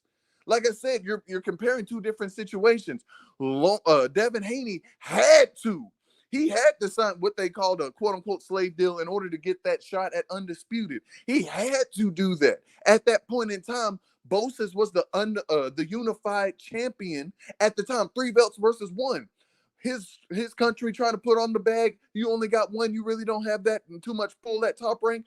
That makes sense why that A and B continued on that way. Why Devin had to sign with Lou DiBella. Why he had to jump through all these hoops in order to get that fight. That's not the case with Loma and Kambosos. That's been thoroughly documented. You can't compare. That's a false equivalence. You cannot compare those two situations because Devin basically had to sell his ass in order to get that fight. Versus Loma, they said, we're not paying you unless you fight Loma. This is the only way we will pay for this fight. You're talking about you're talking about something different, bro. You're talking about negotiations. You're talking about leveraging negotiations. You started off what I am going directly at. What this conversation is about. We're not moving the goalpost, bro. We're talking about, you said that Lomachenko did 16,000 against Kambosos, and you're trying to give Loma credit for that. But then in the middle of all this passion that you're showing, you just admitted that there was fans there for Kambosos, there was fans there for Loma. So which one is it? If Loma did the 16K, why are people in that bitch rooting for motherfucking Kambosos? You're making my own fucking point, and you don't even know you're making my point, bro. That is what we're talking about in the arena. We're not talking. They were overwhelmingly trying to cheer for George Kambosos. Most of them were Australian, bro. What you're telling me is every fighter that goes to an arena and does whatever numbers, every single person that bought a ticket is specific to that fighter. I'm telling you, when two fighters are fighting, I'm telling you, when two fighters are fighting in Australia, the overwhelming history has showed us that the majority of them Australians are riding for their hometown person. That's what I'm saying, bro. That's what I'm saying. It's very simple. And you would have Kambosos will always have, for as long as he's quote unquote on top of the game, as long as he's relevant. If he's fighting in Australia, he will always have more fans there to support him than the visiting fighter, bro. Same with Tim Tszyu. Tim Tszyu can fight Terrence Bud Crawford. Terrence Crawford's probably going to get more money than him. Terrence Crawford is probably going to be able to have more leverage than him. Terrence Crawford is probably going to win the fight. Terrence Crawford is going to be seen as the guy that we talk about the most over here. But if Terrence Crawford and Tim Tszyu fight in Australia for some reason, Tim Tszyu is going to have more people in the arena supporting him than supporting Terrence Crawford. I don't give a fuck if it's 40,000, 20,000, 30,000, because of mere proximity, because of mere geographical location, because of the fact that the majority of Terrence Bud Crawford fans come from America. And the fight being in Australia, meaning you have to get a passport, meaning you have to get motherfucking you got to get plane tickets and shit. It's going to be more people there for the Australian fighter, bro. That's all I'm saying to you. That's really the only point I'm making to you. If you want to argue that Loma got more money, if you want to argue that Loma was the A side because he's the reason that George Kambosos and them was able to put up the bag for Australia, I never saw that reported anywhere, so I can't confirm or deny what you're saying. I wish you would have a link or something that you can drop to let me know that they really was only willing to put up the money for Kambosos and Loma, because I didn't see that shit anywhere, like fucking anywhere. But that is what Bob said. That is what whatever. Bob said. Like okay, you say he said it, then whatever, cool. But what I'm telling you is this idea that 16,000 people in Australia showed up, and those people were there to fight to show support for the Ukrainian fighter. is fucking wild. That shit don't make no sense. Australia rides so hard. Manny Pacquiao is a fucking global icon. He's one of the biggest names in boxing at the time. He's arguably the face of boxing with Canelo Alvarez when he go over there to fight Jeff Horn. And the fans was in that bitch going crazy for Jeff Horn, a fucking nobody, bro. Because they ride so hard for their countrymen. And he a way bigger name than motherfucking Vasily Lomachenko ever dreamed of being, bro. Ever dreamed of being. And when he went to Australia to fight fucking Jeff Horn, them motherfuckers was going crazy for Jeff Horn and that bitch. But you want me to believe that Loma, 150,000 pay-per-view selling ass, barely breaking even with Devin Haney selling ass, was able to go over there and get more love than Manny Pacquiao got? Well, you gotta be out your fucking mind. Stop playing with me, True. You're bringing up all. Stop playing with me, True. Come on, bro. Stop playing with me, that bout against Jeff Horn. Stop playing with me, bro. Go watch the Jeff Horn. I'm not talking about. I'm talking about the fans, what bro. Was Jeff Horn though? What was Jeff Horn? Just real quick. What was he? A champion at that time when he fought Manny Pacquiao.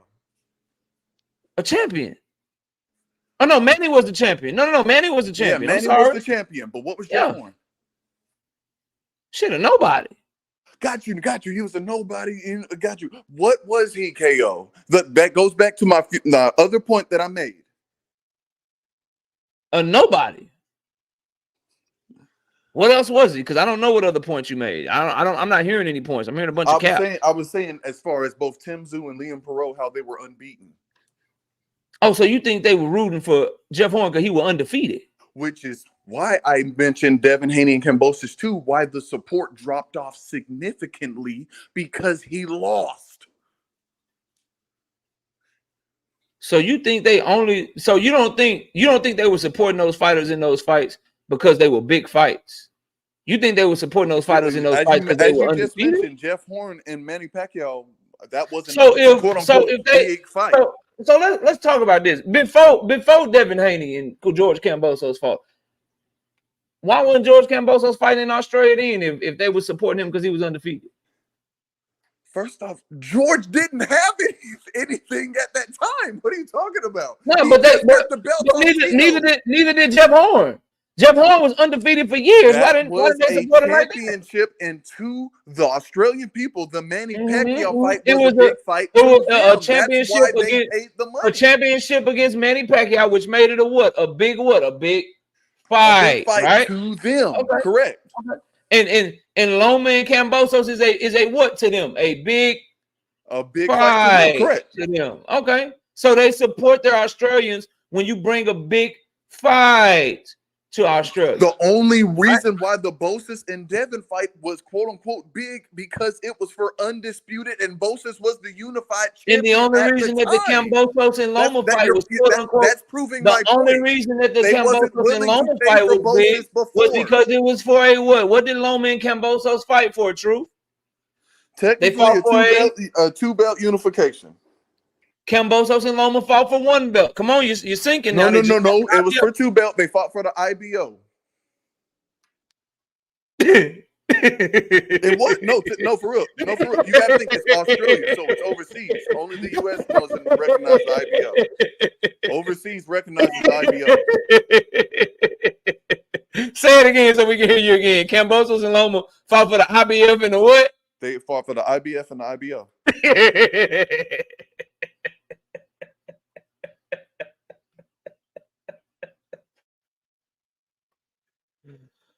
How many sanctioning bodies consider the IBO a real belt, bro? In the world or outside of the U.S.? Because they fight for the IBO. Okay, I rephrase the question. Outside, it's not recognized in the U.S. Do you need the IBO is fought for? Do you need the IBO to be undefeated? No, you don't. But I'm saying. I mean, not undefeated. I'm sorry. Not undefeated. Not undefeated. The IBO is considered. Do you need the IBO outside of the U.S.? Do you need the IBO to be undisputed? No, you don't. But I'm saying outside of the U.S., they consider the IBO belt a big deal. That's all I'm saying. All right, they do. I'm just saying they fought for those two. That's all I'm saying. They do. So the WBC is based in Mexico. The WBA is based in Venezuela. The IBF, I think Daryl Peoples and them, I think they here. But a lot of the sanctioning bodies are based in other parts other than the USA. So why don't they recognize the IBO? Again, you're bringing up non sequiturs. I just said what the other countries, especially the European ones, that's what they fight for. They like fighting for the IBO. They recognize the IBO over there. That's why it was mentioned as a 2-belt unification between both. Who mentioned it? Hold on. Mention by who as a 2-belt unification? Who mentioned this shit, man? Who said that was a unification fight, bro? You can literally pull up any article. It's going to talk about the IBO and the IBF. Now, I got you. I'm not saying that is recognized. I'm not.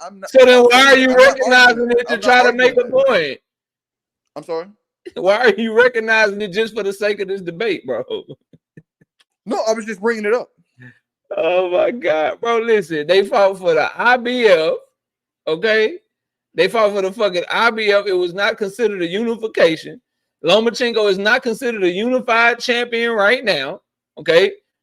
Everyone considers him the IBF champion. That's what he is. And at the end of the day, this whole thing started with the fucking fans. You're saying that Lomachenko did 16K. And I have astutely and profoundly made the point to you over and over again that he is fighting in Australia. And the main thing is that if everyone else, guys like Manny Pacquiao, who are bigger than motherfucking Lomachenko, if he went to the fucking Australia and they were rooting on their own guy, it's safe to say that when Loma took his ass to Australia, they were rooting for George Kambosos too, bro. That's all I'm saying. You can't try to give a man credit for going across the country unless you some global icon, Floyd Mayweather, you know what I'm saying? One of these dudes that Mike Tyson, unless you one of them, then okay. We can have that conversation. But somebody like Loma, who's been on pay-per-view one time, somebody like Loma who ain't broke no live gate records, he ain't breaking no kind of revenue records, bro. For somebody like him, when he go to another country, he's selling because of the person whose country he is in, bro. That's it. That's all, dog. Do you want to have another debate? Because this one, I think we can just agree to disagree on that point. If you don't want to, yeah, I'm done. I'm done with that. I think that's overcooked. What else you got, bro? No, I was just saying. I do believe Tank is not going to have that same energy versus Loma that he had versus these other fighters. He's not. And what energy is that? That whole, oh yeah, I seen you spar, and I'd had your girl, trying to like weasel his way into their head. I think Loma's actually going to say, and like I said, we already said Loma don't speak English that good, but he's going to say, he's going to say something. Oh, now you want to fight me, or something like that. That's going to get Tank in his feelings.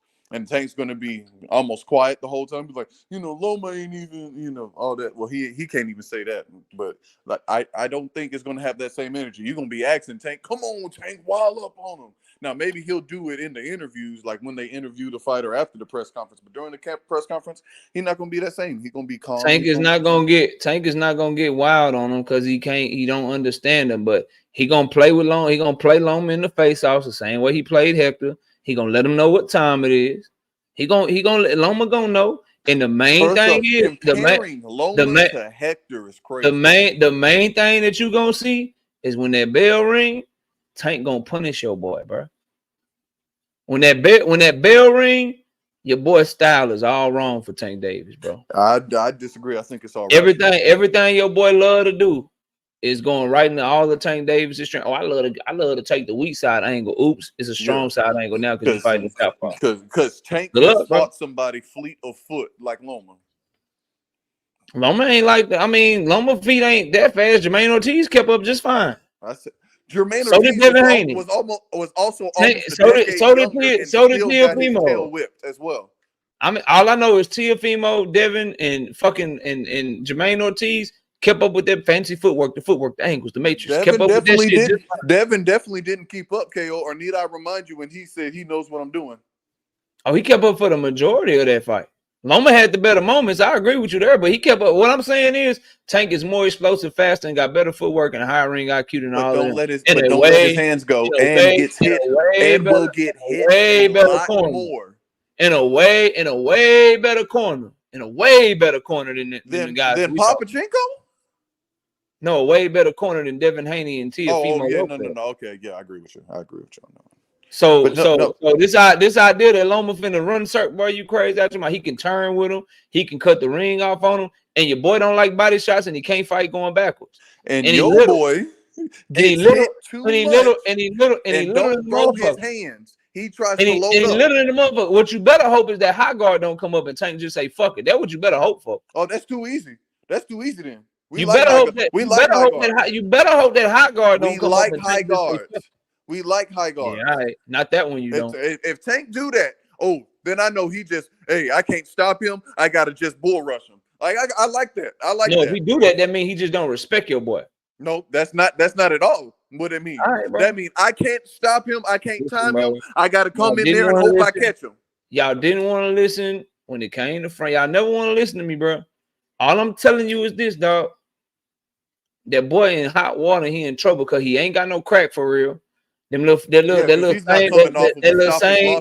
same little pre-slip shit. That same little pre-slip shit. Them same angles. You gotta understand, bro. Teofimo read that shit just fine. So did Devin. Loma having a broke shoulder, verified that he had a broke shoulder. That ain't got shit to do with his feet. Come on. If he has a broke shoulder, he can't throw. He was supposed to kick him. That ain't got shit to do with his feet, bro. He was supposed to kick him. What up, Dank? That shit ain't got nothing to do with his feet, bro. He had a hurt shoulder, verifiable. I'm talking about all them angles, bro. I got a feeling you don't really know. Come on, let me see something, bro. What's Loma good at? What's his best attribute to you, bro? His IQ. See, I disagree, bro. Loma is incredibly smart. Like, you want to talk about the angles and all that stuff? Got you. I'm only saying IQ just because the feet and everything, like we said, we have seen regress from his quote unquote prime. But that mind is still up there ticking. That mind still see. It can't react like it used to. But now you're talking about body. Yeah, he can't do the shit that you think, bro. I think his angles is the best thing that he ever did, bro. But see, and I think still relying on body. That's why I think he is going to end up running into shit, and then when he realizes it, he's gonna try to change some shit up, and he's not good at motherfuckers cutting that angle off on his ass. And I'm just telling you, bro, I don't do triangle theories, but I can look at Jermaine Ortiz and say he ain't nowhere near what Tank is. I can look at Devin Haney and I can say he ain't nowhere near what Tank is. I can look at T.O. and say the same thing. And if them dudes can close the back door on him, can step to their left when he try to go to his right and turn him and get body shots off on him and push him back. If Devin Haney can have moments where he pushing you back, and Teofimo can have the type of 12th round he had against you where he just started coming at you and firing off on you to make sure he secured that victory. And this is a younger Loma. Your boy in trouble, bro. But KO, with you saying that, you then have to acknowledge that Tank has never fought someone on the level of a Teofimo or of a Devin or of this, and he's fought fighters. Teofimo is fighters. Teofimo is Doctor. Let me get it out. Go ahead. He's fought fighters of lesser stature, and they've had plenty of success on him. I can't agree with you. Success on Tank, so it's not like he's just 12 zipping folks. Nah, they're getting off. I can't agree with that. I can't agree with that. Loma. I can't agree with that because you say on the level. You say on the level of T.O., but I mean, what level was T.O. on against Sandor Martin? How did T.O. look against Jermaine Ortiz? Did he win? Shit, Sandor Martin, I don't know. We can say Frank Martin versus Artem was a life and death fight if it didn't came to the 12th round, and we just saw Martin get 12 zip. And then you say he ain't never fought nobody on the level of Devin. He fought the motherfucker that beat Devin and made him quit. Yes, the person that had to take the Austrian left hook and had all of these had to go through a mental breakdown and is in jail. Now for the sake of this debate, it's the Austrian left hook, but you was shitting on Devin. No. What did the sanctioning be careful, body bro. say? Like we can talk about this. I thought what I think. Well, I think what I think about Ryan's situation. Sanctioning body and the commission came back and said, "Hey, no contest." So you can't even use that argument no more. Granted, we know what we saw. I can't say that Tank Davis. I can't say that Tank Davis beat Ryan, who fought Devin. No, you can say that. You can say that. Who fought? Yeah, you can say that. Tank I can't say he beat him. You can say that. Yeah. So that's what I said, bro. So what are you talking about? But you was talking about Ryan, who did all this with Devin. In the eyes of the commission, that fight never happened. I know, but in your eyes, what'd you see? In my eyes, I see Tank having problems with Frank. I saw I'm saying in your eyes, what did you see with with Devin and Ryan, bro? I'm not arguing Devin and Ryan. I'm talking about but what I'm going at is you keep saying that Tank ain't fought nobody on the level of Teofimo. Tank ain't fought nobody on the level of Devin. He fought motherfuckers that are better than people that gave them trouble, bro. Like Teofimo had real trouble with Sandor Martin. Teofimo had real fucking trouble with motherfucking Cambosos, obviously, bro. Teofimo had real trouble with Jermaine Ortiz, bro. Like let's keep it 100, bro. Which means Loma had a better competition level versus Tank. Frank had trouble with Artem. Artem is nothing but a bum, and he got 12 zipped by Shakur. Who Tank have trouble Frank with? Went life and death with him. Who Tank have trouble with? Loma had trouble with Salido, Teofimo, and Devin. Who Tank got trouble with? So Tank initially had trouble with Isaac Cruz. How? He initially had trouble with Rolly Ramirez. He initially had trouble with Frank Martin. He initially had trouble with Leo Santa Cruz. He initially had trouble with at first with Gamboa because Gamboa was catching him. Again, we can name people, but none of the names you said Tank Davis had trouble with Leo Santa Cruz. So Leo wasn't catching Tank. So Leo wasn't catching Tank. You said trouble. No. You said trouble. No, it's not that he wasn't catching him. Tank didn't have trouble. Tank set him up the whole time, was walking through his shit and landing way harder punches than he was. Yeah, and Leo was landing more and often. Okay. It's just Leo threw the same punch all three punches, times in all a row, punches ain't created equal, bro. Tank parried and countered. Frank Martin gave Tank trouble. Was Tank's cheek not bruised up, and did Frank not win the first 3 rounds? Face bruised up. If a face bruised up, meaning that you had trouble, are you saying that Loma had trouble with Cambosos? That means somebody's hitting you. If your face, did Loma have trouble? Did Loma have trouble with Cambosos? Changing, what does that mean? Did Loma have trouble with Cambosos? No. But you just said if somebody's face looked fucked up, that means they had trouble. Show me Loma's face being messed up after the Cambosos fight. Show me that.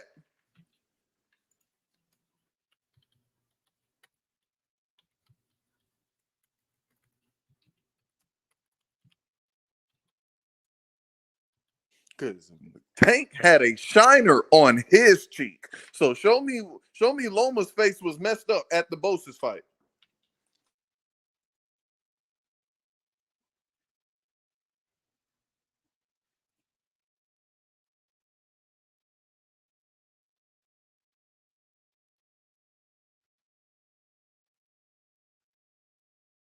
Find a good one here.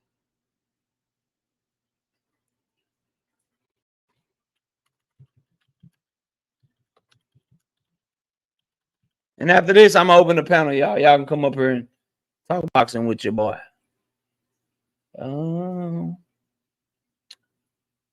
Where are you? Find one. How do you say this image? Edit this image. No, I want to save. Save image. There we go. All right, brother. You want to see this shit? I'll show it to you.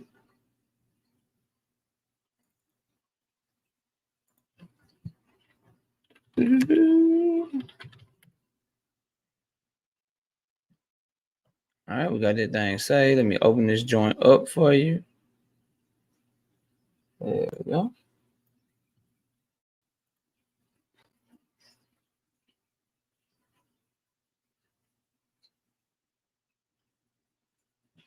All right. Show old truth. Show old truth. What we got here now? Let's see him try to say his face ain't fucked up. Let's present this old screen right here. Share screen. Window. There we go. All right, bro. There you go. There you go. That's him walking away. That's fucked up. That's him walking away. KO. Now come on, KO. KO. All right. Okay, cool. You got me. Let's look at Tank's face after Frank then. If that's your evidence, let's look at Tank's face after Frank. Come on, KO. And that's just one picture. You see this left side right here. You see that? Yeah. Sure. Can you zoom in for me? That's swollen in the motherfucker. If you zoom in just a little bit, let me see. Let me see. Let me see if I can now. Yeah. Give me a little bit. There you go. Look at this shit right here, right? He not smiling. Look at what is this shit, bro? And that's both. That's both his fucking eyes, bro. Yeah. Then let's go to this side. Let's go to what is this shit? That's fucked up. No, I got you. All right. No, I got you. Let's go. Let's take a look at Tank real quick. Let's go look at Tank real quick, just for comparison. If that's what you said, Loma being fucked up was, got you. I ain't even got no argument for that. All right, let me let these brothers up on the panel real quick too. I'm gonna go. Y'all go ahead, bro. I'm gonna find this picture for truth. You want to see Tank face after the fight? What's up with y'all, boy, man? Panel open. Let me I'm gonna get the picture, truth. You know I'm gonna be fair, bro. I'm gonna show that shit too. I don't care. And then there's better ones than that one. That's the only one I can find. But I got you. I'm gonna show you the Tank picture. Let me drop this new link. Go ahead, Kamal and Paid in Full. Y'all go ahead, bro. I'm finna find this other link for truth real quick. But y'all go ahead. Hey, salute, Kamal. Hey, y'all still on mute if y'all talking, bro. No, I just was saying salute. Yeah, I know. Kamal, Paid in Full. What's up, bro? Is paid in full? Are you gonna talk or what? I was waiting for you to talk. Nah, go ahead, Kamal. You got it. I think he got an issue with his stuff, bro. Okay, man. I've had enough of the Tank hate, and I thought I dispelled this last time I was on here on Monday. There was what we know as a Cold War. Tank at the time when Lomachenko was just clout chasing, could not go over to Top Rank and make that fight. We're gonna give Tank more responsibility than people that were higher up. Now he can cross promote because he is the face of boxing. Furthermore, Ellie Sekback reporting has dispelled that myth that Loma really wanted to fight Tank. You can go to ES News, and I don't mean to clout chase or anything, but I'm just telling you where you can find the interviews where this guy did not want to fight Tank. Okay, so all the lies, all this stuff about Tank, it's disrespect. These people are more capping than Bill Haney, which I didn't think was possible because that dude's a snake oil salesman. He is a carnival barker of the first order. They hate Tank Davis more than corporate media does and more than Black Krillin Tim Bradley does. And you want to talk about Shakur? Shakur, get off Twitter. I'm from the motherfucking show me state. Don't tell me what you're going to do. Show me. And don't blame others. You're now blaming Tank because you're not performing. You're going at Cameron and Mace, two legends, disrespecting them. Nah, son. Do what Michael Jackson says and look at the man in the mirror. I'm landing my plane. Now, all right, we're going to Paid in Full next. And while we do, I just want I'm gonna put that up there for the people. Paid in Full, what's up? All right, Paid in Full. We're gonna go to Boxing Hacker. What's up, Boxing Hacker?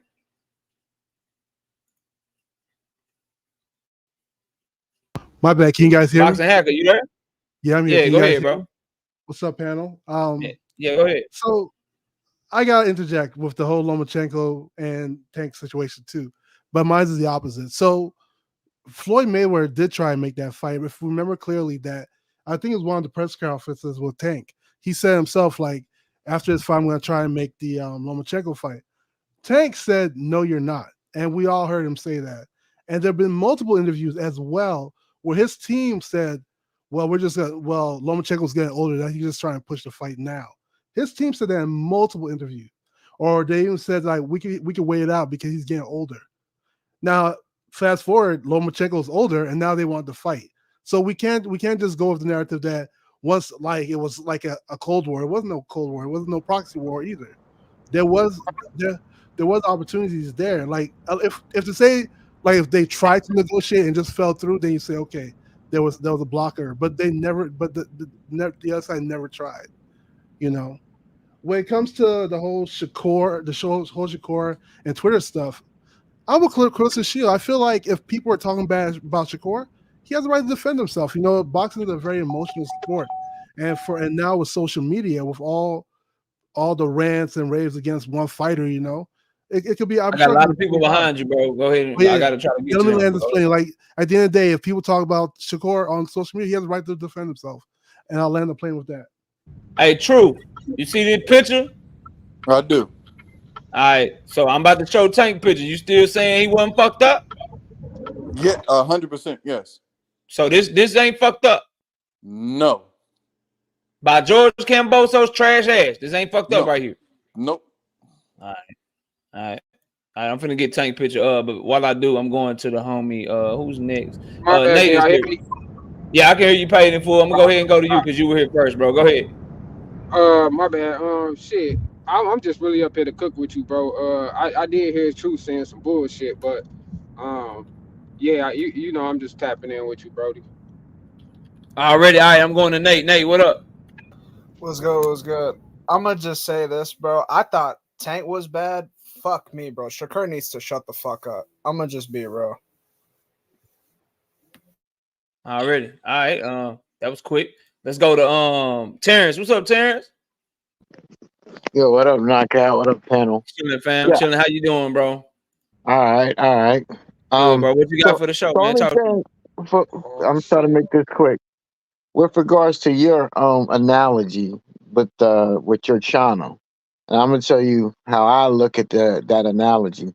Do you think? So it's like, okay, you have great content on your channel, right? You have your views, whatever you get.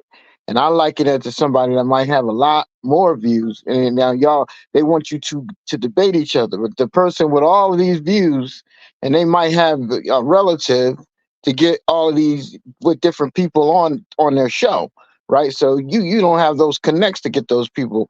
But, you know, your show's still good. Just like, you know, you're winning. You're still winning because you got people coming to your channel making money. He's making more money just because he got more connects. Nothing you can do. You don't have to connect. You know, like Tank, he got more power, he got more whatever. You know what I'm saying? So everybody's telling you on now, you're hearing all of this, but people saying, well, your channel, man, you ain't getting nobody on your channel, bro. You can't get no good people on your channel. So you hearing this, like Shakur is hearing this. Oh, you can't knock nobody out. You can't knock them. He's winning. You're winning. But you keep hearing this. Now you get an interview with Tank. Tank say, yeah, yo, bro, I'm gonna stop through. I'm gonna run through. You tell everybody, yeah, Tank, he gonna come for this interview. He gonna, and then remember, you only chasing that interview because of what everybody's saying. You can't get nobody on your show. You can't get no knockouts. The same thing with Tank, with Shakur. He can't get. So he's chasing these knockouts like you would be. So you would be chasing Tank. So Tank tells you, oh yeah, I'm gonna be there. But then guess what? Tank turns around 5 minutes before the show, says, oh, know what? I can't make it to the show today. But guess what? Or you got to give me $60,000 to be on the show. Now you gonna tell Tank, oh, go fuck yourself. Forget about it. Forget. I don't need you. And the point of that is that sometimes is nothing you can do. With Shakur, is nothing he can do but go and do what he does, and that's beat people the way you beat them. With all due respect, bro, you took my analogy and said a bunch of shit that I didn't even say. Yeah, I was just finna say. Man, flew to Australia without. Yeah, like, bro, literally spend this you went somewhere. You went somewhere I didn't even go. Like what? Basically, the point is, bro. Everything you just said, I don't like putting me. I don't give a fuck. I don't care about pleasing the crowd, and that's the point I'm making to Shakur today. I don't care. People do have that criticism of me. Knockout don't do interviews. Why Knockout don't never had nobody on this channel? Because I'm not an ass kisser. Like, and I'm not saying people that get interviews are. I'm just saying me as a person, I don't go chasing interviews. I don't want to press pass. I don't see myself going to other men all the time. Hey, man, can I get an interview? Hey, let me ask you some questions. I'm not chasing shit. I feel like you got to chase that shit. That's not me. To the people that's good at it, that do it, man, salute to them, bro. But I don't let other people's opinion of me dictate how I run my channel, Terrence. What I'm simply saying is, the point with that analogy is, if I say I'm going to do something and then I don't do it, I can't get mad at people for saying knockout. Why you ain't do what you say? Like, I keep telling y'all this year, and I told y'all last year, I'm doing the World Series of Debates tournaments every fucking year. I'm going to do it once a year, right? Let's say this year goes by and we get to January and I didn't do it this year. If paid in full, Kamal, Eyes, Teacher, they want to be like, yo, knockout, you said you were doing a debate tournament every year. Why you ain't doing it, bro? I can't get mad at them for asking that question because I put myself out there. I said I'm doing the tournament. I said it's going to be an annual thing. So I can't get mad at people for asking me about that shit afterwards. That's the analogy, bro. That's the point. And this whole thing is, you said you were going to beat somebody up. You said you were going to stop somebody. You said you were going to do X, Y, and Z. And then when ABC happened, you get mad at people for saying what happened to X, Y, and Z. You can't do that, bro. So again, for Shakur Stevenson, and I got to pass it, for Shakur Stevenson, he has to make a decision. Either change the way you fight, because obviously you care so much about what people think of you, or stop giving a fuck what people think about you and just do you. Now, I think the smarter thing is to stop giving a fuck, because he can't do what he's trying to do. He's not capable of it, right? He's not capable of going out there and doing what he's saying he's going to do before every fight. He doesn't have that capability. But what he can do is say, look, I don't give a fuck what y'all say. I don't care. I'm not apologizing for winning. I'm not apologizing for having what I believe is the best defense in the game. And the rest of y'all can kick rocks. That's what he should do. Now, what he decides to do, is he mentally tough enough to deal with the criticism that's going to come from that? So far, the answer is no. Maybe with maturity, he's 27. Maybe when he's 30, he'll be able to handle it. Maybe it won't be too late by then. But bro, you took my analogy and you totally fucked it up. So it is what it is with that. But we're going to go to Teach real quick. Teach, what's up? What up? Salute KO. Salute to the panel. So what I'm seeing right now is that it's like a popular thing to hate on Shakur right now. Like, ever since the guy got to 135, Dev fans, they feel threatened. Tank fans, they feel threatened, just because Shakur called him out. And Shakur gave Tank all the respect in the world. He said Tank is his biggest fight. He said he understands he would be the B-side in that fight. And he said it's going to be a tough fight. And he said Tank ducked him. But that's because of the haters, right? So Shakur is just answering to the haters. That's why, it comes out as disrespect to you guys. But he's not really disrespecting Tank. So lying and saying somebody ducking you, that's not disrespect. Again, I mean, he's just responding to the Tank fans. But it's a lie, though, bro. You know it's a lie. But hold on. I would just say, teaching. I know you open to like going doing research and shit. I would say go look at the Rolly fight, right, and look at how Shakur was taking pictures with Tank backstage, trying to be cool, trying to be buddy. Everything was good. Then go look at his Twitter timeline. Like less than a week later, he's saying Tank Davis will never fight him, and he ducking him and shit. So he started that shit. He started the whole same shit he did with Devin. And this is my biggest criticism of, we buddy, but I got my people recording your daddy behind the scenes and shit. We buddy, but I'm gonna send fake bottles and fake country. All the shit that he's done, bro. He pulled that shit with Tank, and Tank made it clear on his $1 million worth of game interview. This why I don't fuck with him. This why I don't like him. The nigga was in backstage trying to be buddy with me, trying to take pictures, acting like we was all cool. Then he go and say some goofy shit like I would never fight you, bro. I'll fight you. What the hell you talking about? And so he didn't like that, bro. So I think that's where it come from with Tank. as far as like Tank fans, the ones I talk to, we all want the fight, bro. We understand that Shakur is a good fighter. I just think Tank Davis gonna wash his ass. What I don't like though is the fake shit, bro. Like you switched up first, and then you go on interviews calling Tank Davis fake for you switching up first. You switched up first, bro. You again the same shit with Devin Haney and Ryan Garcia. You don't get to cheat a man or disrespect a man or talk crazy about a man and then be mad at his response. Once you start the disrespect, all the gloves are off, bro. He started that shit. He played the, oh, we cool. Yeah, let me backstage taking a picture. Tank one of the best. Great performance. Man, that nigga never fight me, though. He started that shit, bro. He started that. So to put that on Tank fans, nah, bro, it's Shakur. Because 1 minute, Tank a duck.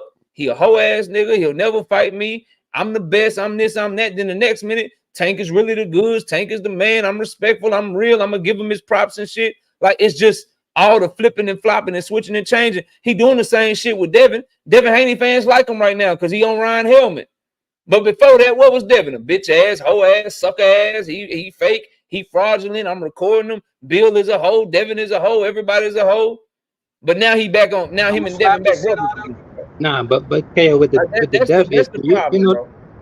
With the Dev issue, you know the fans got at Shakur first just because he called him out. And yeah, but I don't think Tank fans did that. I think we talk about the fake shit that he do. I haven't. Now you can correct me if I'm wrong. I haven't had a single Gervonta Tank Davis fan come on my channel or come on my panel and say, "Man, fuck Shakur Stevenson. He trash. We don't want to see Tank and Shakur." I haven't heard him say it. We don't feel like over here at least the ones that's rocking with me. We don't view him as a threat. We view him as a good win. We won't Tank to fight him because the people that I talk to, we believe that Tank gonna do something bad to him. I don't see nobody trying to shy away from the Shakur fight. We just say he looking more and more like food. No, Kale, I think somebody said that. For me, I gotta go back to that timeline with the Rolly situation because I mean from what I know and from what I recall, everything, all these things, they stem from what the fans are saying against Shakur, and that's why he's so defensive. But let me ask you a question though. Before you do, let me catch super chat. Before you do, let me catch super chat, Teach, before I forget to do it. Shout out D-Lo 404 Boxing with the super sticker 3-piece. Appreciate you, bro. Shout out to homie Jay Allen with the 2-piece and super chat. Had to sell ass. Didn't Devin take the Loma deal? He did. Shout out C Tom with the 20-piece. No biscuit in the super chat. That bruise on Tank face was from blocking a punch. He said it in a post-fight interview. Yeah, I know, but you know, I told Teach I to put it up there. Look, man, at the end of the day, if George Camboso's doing that to your face, good luck with Tank Davis. I'll leave it at that. Go ahead, Teach. What's your question, bro? My last thing is Shakur responding to everything. I mean, I really have no issues with it. I mean, it's the same thing it's the same thing content creators do, right? I mean, you look in your chat, you respond to every hate comment, right? Yep. Shakur's pretty much doing the same thing. Got you. But yeah, so I respond to you. I think that's a good point, Teach. But just consider this, bro. And I love chopping it up with my homie Teach, man. Salute to him. Just consider this though, bro.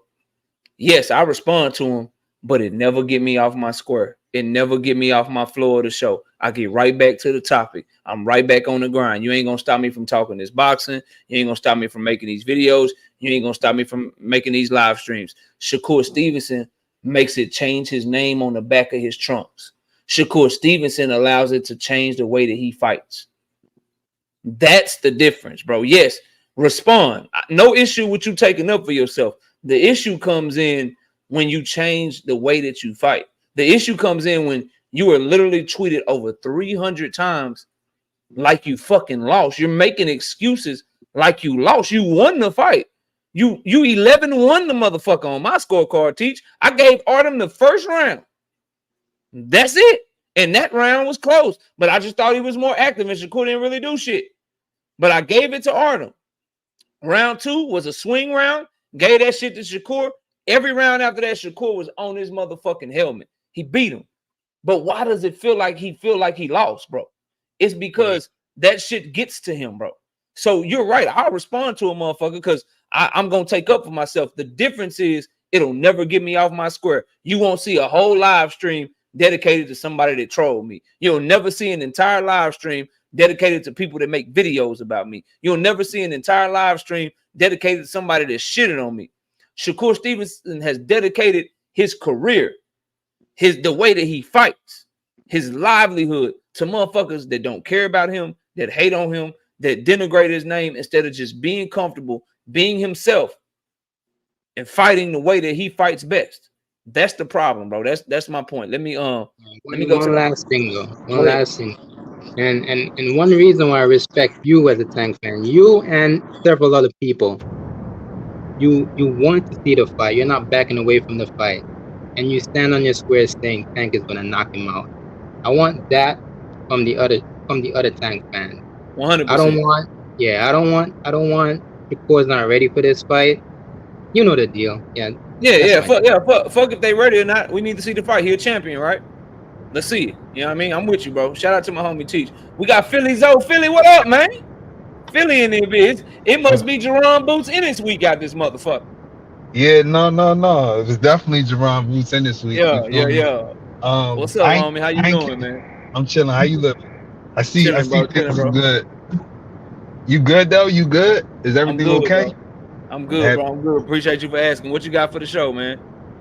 I'm really here to hype up my guy Shakur, man.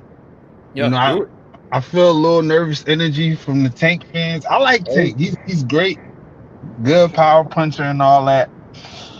But my thing is I don't see Tank fighting Shakur after he get this W. You feel me? I think he's probably gonna still need a build it up, whatever he gotta do, get some other names in. But I got Shakur beating Tank though. I ain't gonna lie. Already ain't no problem with that. Let me try to change your mind, right? So think of it from this perspective. Tank Davis can't go backwards, bro. Meaning he won a certain amount of money. He gotta sell a certain amount of pay-per-views. You can't do 350,000 with Frank Martin and a $15 million live gate with Frank Martin and then go backwards. He gotta sell. So that means you gotta fight the Lomas. You gotta fight the Shakurs, right? If it ain't a big enough name for that other belt with Berinchik, you're gonna have to move up to 140 and fight the big names there because he got to sell a certain amount of pay-per-views. He got to do a certain amount of live gate. And it's already proven that, yes, he can sell with a Frank Martin, but him and Shakur going to do more than that. Him and Loma going to do more than that. And they need that money. They got to keep the lights on and shit. So after he fight Loma, it got to be Shakur if he going to stay at 135. If it's not Shakur, then what we doing?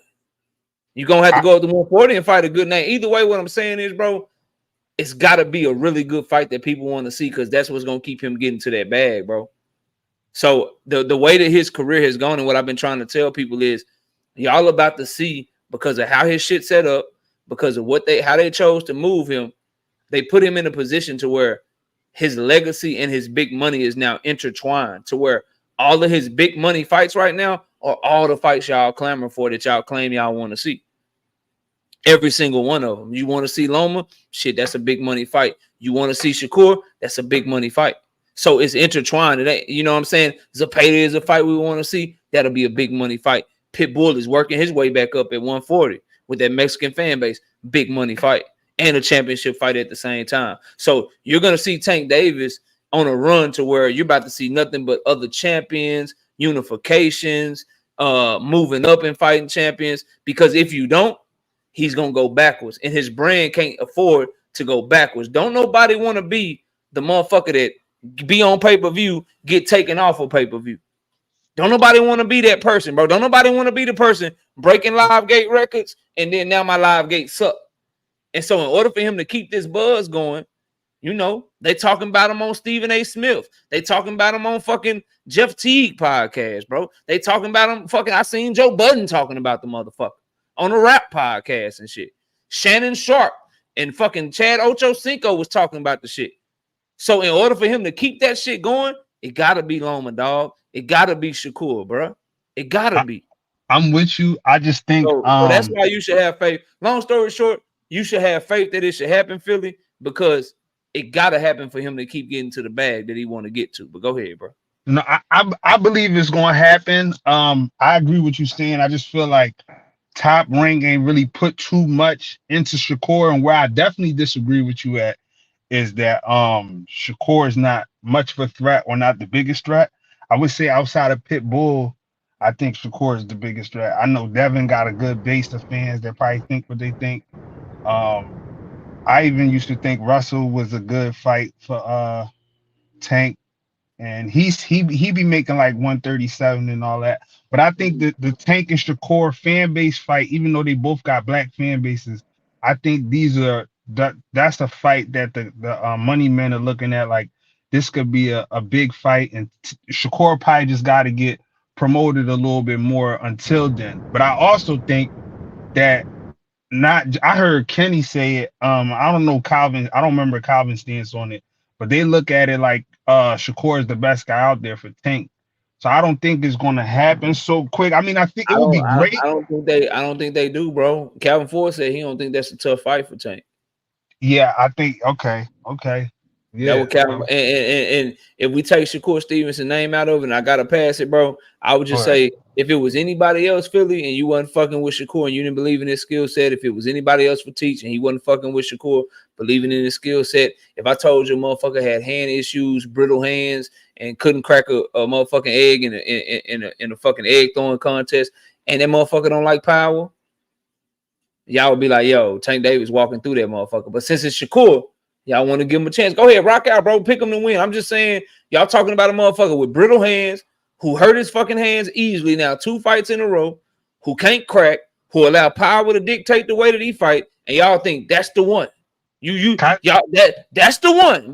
This guy with fucked up hands, no power, and is scared of power his damn self, that's gonna be the guy. Good luck with that shit, bro. Can I say one thing? I can tell y'all. Good luck with that shit. I want to say one thing real quick. Walk down, I promise you.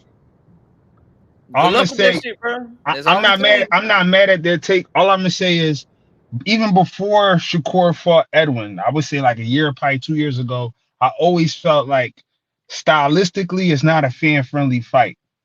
Cause I'm not one of them people that don't give Tank credit or never give Tank credit.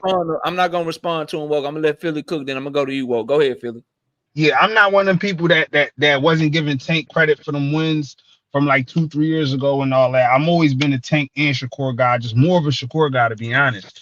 So, but I always looked at that fight like that's a fight more for us, for when they actually in the ring. So yeah. I don't think, I mean, I do feel like, you know, guys probably look at what Tank did to Frank and just feel like, oh, it's gonna be that easy with Shakur. Shakur ain't Frank. Frank might be a strong guy and all that, but to me, his IQ is a D+, C minus at the best. Yeah, but his IQ is whatever. So I mean, we're gonna see what happens we're gonna see what happens when the fight comes though. I know one thing we'll agree on though, motherfuckers ain't fucking with boots. I tell you that much. Definitely not. They ain't gonna fuck with boots though. I tell you that much. Yeah. Well, what up, man? What's good? What's good, KO? What's good, champ? Man, I'm chilling, bro. Before you even get started, man, are you going live after this? Nah, I'm about to take a shot and go to sleep. All right, I was just checking to see if there's anywhere for the people to go after the show. Go ahead, though, bro. You got it. I'm gonna say this, KO. And I think we'll agree on this that the number one fight we want is Tank and Devin, right? Yep. Right. So to me, if that's the number one fight, and I'm thinking Devin ain't gonna be at 140 for much longer, I have come to the conclusion that I don't want Tank and Loma. I want Tank and Pitbull next. And I say that because I feel like if we get Tank and Devin, Tank is going to fight Pitbull along the way. How do we know Devin hasn't already left 140 pounds? He dropped his belt. And I'm saying we don't know. But I'm saying if Devin wanted to go to 147, the fight ain't going to happen. Let's just be honest. It's not happening.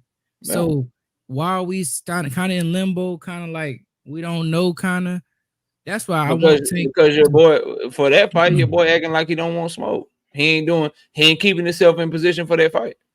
I'm gonna go message Devin and see, like, you got to get it together, great brother. I don't know what's going on with him. But I mean, think about it, bro. Yeah, I was being called a hater when I said he should keep his belt and campaign at 140 and stop eating and stop blowing up in between fights and shit. Stop eating and shit. Stop being a fat boy at heart. Stay in shape. Stay in the gym. Stay active and shit. Cause I want to see the fight. The question is, why would Devin go to 147? Ain't no big money up there. Yeah, you're And right. then But my point is though, bro, I personally, if I could book it, I want Devin versus Teofimo, and then Tank fight Pitbull. We get to fight sometime. Yeah, but you dropped your only leverage. You dropped your only leverage, bro. You know, Suleiman, he'll make that work some way somehow. No, he dropped his only. He dropped his only leverage. But we're not finna spend the last 15 minutes talking about Devin. Y'all was mad when we were talking about him, and now y'all trying to know, bro. Let him retire. He retired, right? But this was about Tank though. I'm trying to get the best fight. Yeah, let's talk Tank and Loma. Let's talk Tank and Loma, Tank and Shakur. But I disagree. I want Tank versus Loma or Tank versus Shakur before I want Tank versus Pitbull. Pitbull, just keep being champion. Stay right there. Tank will come to 140 when he handle his business at 135. We got bigger fish to fry, bro. Yeah. Facts. We got bigger fish to fry. I ain't saying Pitbull a trash fight. I'm saying we've been there. We done that. You beat him with one hand and shit. Let him keep winning. Let him keep building his name or whatever. And then everybody at 140 is on notice. If Tank Davis if he gets through 135, everybody on notice what type of time he on. If you see Frank Martin and then you see Loma and then you see Shakur and he get through them, if he's able to beat them all, then everybody at 140 should know, you know what, we need to hurry up and get a belt because we know when he come up here, he's trying to fight the best too. This motherfucker on a different type of time, so let's put ourselves in position. And they just need to keep doing that shit, and when he get there, he'll get there. And if you know he the money man and you know he the biggest fight, everybody should do what it takes to stay in that fucking division and stay champion. Fucking Devin Haney dropped his golden ticket, bro. You get that back though. But why get it back when you can just keep it? I mean, you know, I ain't gonna hold it, but just how Shakur is fighting old buddy last weekend. That's why Devin ain't fighting Sandor. It's no gain in that fight, bro. It's no. Yeah, it is. Shakur kept his belt, and we still talking about Tank versus Shakur. That's the game. Right. He ain't give up but that's the game. Philly can still come up here and say Tank got to fight Shakur because Shakur a champion. I don't give a fuck how he perform. Teach can come up here and say I don't give a fuck how boring y'all think Shakur is. Shakur the WBC champion. Tank need to fucking fight him. They can still call for that fight because he did what it took to keep his belt. Same for Lomachenko. Devin can't go tell Teofimo you gotta fight me, nigga, for what? Facts. For what? You ain't got nothing I want. Devin can't go tell Pitbull, nigga, you gotta fight me for what? Nigga, you ain't got nothing I want. Devin can't even move up to 147 and say, yo, Mauricio, I'm a champion moving up to 147, so please let me fight Mario Barrios. He can't even do that shit no more because he relinquished his belt. It's a big fight, stupid. It's a big fight and big money. Based off what? Based off what? He ain't bringing nothing to the table. T.O. versus Devin is bigger than a belt, bro. No, it's not. It's definitely not. Just like Ryan and Tank, bro. Like it's not, bro. The good fights get people factors, out. Though. It ain't just the belts, bro. Nah, Stud, you guys are overrating stuff. Teofimo, has he ever been on pay-per-view? If he has, Teofimo coming off of a trash performance, bro. Teofimo is not even, he's Honduran. His fan base is small in America. I don't give a damn what y'all try to say about Devin's pay-per-view with Ryan Garcia. The fact of the matter is the network and the promoter that put on that pay-per-view said we good. You can just go ahead and fight Sandor Martin on somebody else's network. We don't give a fuck about you. Like, bro, I hear what y'all be saying and shit, bro, but the business of boxing has spoken. They said, oh yeah, bro, your pay-per-view with Ryan Garcia, that shit was so good that we don't give a fuck. We ain't putting up no money for your next fight. We don't give a fuck. Hey, KO, that's the second time that happened because they did the same thing when they refused to make a bid for the Cambosis. That's why Devin had to go to ESPN. DAZN said, we're not going to pay for you anymore. So this Devin is this big money guy. It's the matchup, bro. Y'all getting caught up in the sauce. It's the matchup that sells, yo. Listen, bro, I hear you, bro. But at the end of the day, when you're in Devin Haney's position and you just and he's getting dumbass advice from dumbass people, I don't know who the fuck is giving him this advice. But when you're in his position and you logically just take a step back and take your emotions out of it, you like, yo, only one motherfucker bid on my fight, and the only reason they bid on my fight is because they have my mandatory under contract. I wouldn't even be getting this fucking fight if I didn't have this fucking belt. So I might want to keep this motherfucker. Man, it's fucking. It's like the most common sense shit just leaves motherfuckers at time. Like literally, like hear me, bro. Like the only reason that the motherfucker has the fight that he could have had for 1.5 million or whatever it was because his mandatory is signed the top rank. If his mandatory wasn't signed the top rank, they wouldn't have even bid on the shit, bro. and then you decide to drop the only thing that got you $1.5 million for your next fight in the first place. He's getting stupid ass fucking advice from somebody, bro. Yeah. Somebody's telling him dumb shit, bro. So y'all think if Devin, even if he who ain't wanted gonna to get $1 million rematch his next Ryan, fight? he That's could what have y'all had telling one up me. on Ryan, obviously, because he could have had one more fight before he actually went back in when I'm Ryan came back from suspension. I'm telling you that now everyone knows that no one wanted his fight, bro. So he can't go to a motherfucker like, yeah, I'm Devin the Dream Haney. I need $4 million a fight. They're gonna laugh him out the room, bro. His market value plummeted. He's been overpaid. He's been overpaid the whole time.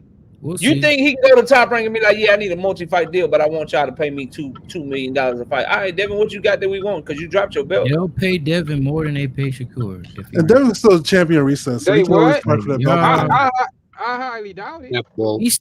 Devin is still more marketable than Devin don't Shakur. have no. Devin He is don't still more have no marketable. He's leverage, still the third most marketable dude, 140 down. No, hell no. That's fake news right there. That is fake news. That's right there. Fake Who's news. more marketable? Tank and Ryan. Who else? What has Loma fake sold? news. 140 and below. And Newey is a bigger name in America than he is in terms of. I'm talking 140, 135, bro. You said 140 down. Which one is it? Is it Bambi Rodriguez weight or is it which division? That boy got scared when he bought up Monster. He was like, damn, he gonna bring up Monster. He gonna bring up Bam. He like, hold on now. 140, 135. Devin ain't it, bros. Devin ain't it. And he's a duck artist. He's a hypocrite. Dev's not bigger than Pitbull right now. No, hell no. Devin's the seaside to Pitbull. He's begging Pitbull for a fight. I gotta get at one of my homies real quick. Cut West, cut that bullshit out, man. Cut that bullshit out, man. Tank fans are sensitive. They were raised by single mothers. Stop that shit, bro. Y'all gotta stop this old Tank fans ain't have no daddy. Oh, it's racist. Y'all gotta stop this shit, bro. I understand that, KO. Y'all gotta stop this shit, dog. That shit so trash, bro. That shit garbage, bro. Why would they say that about Tank fans? That's crazy, bro. Because that's how they can relate to Tank. That's probably the connection, I guess. Nah, I mean that's delusional, man.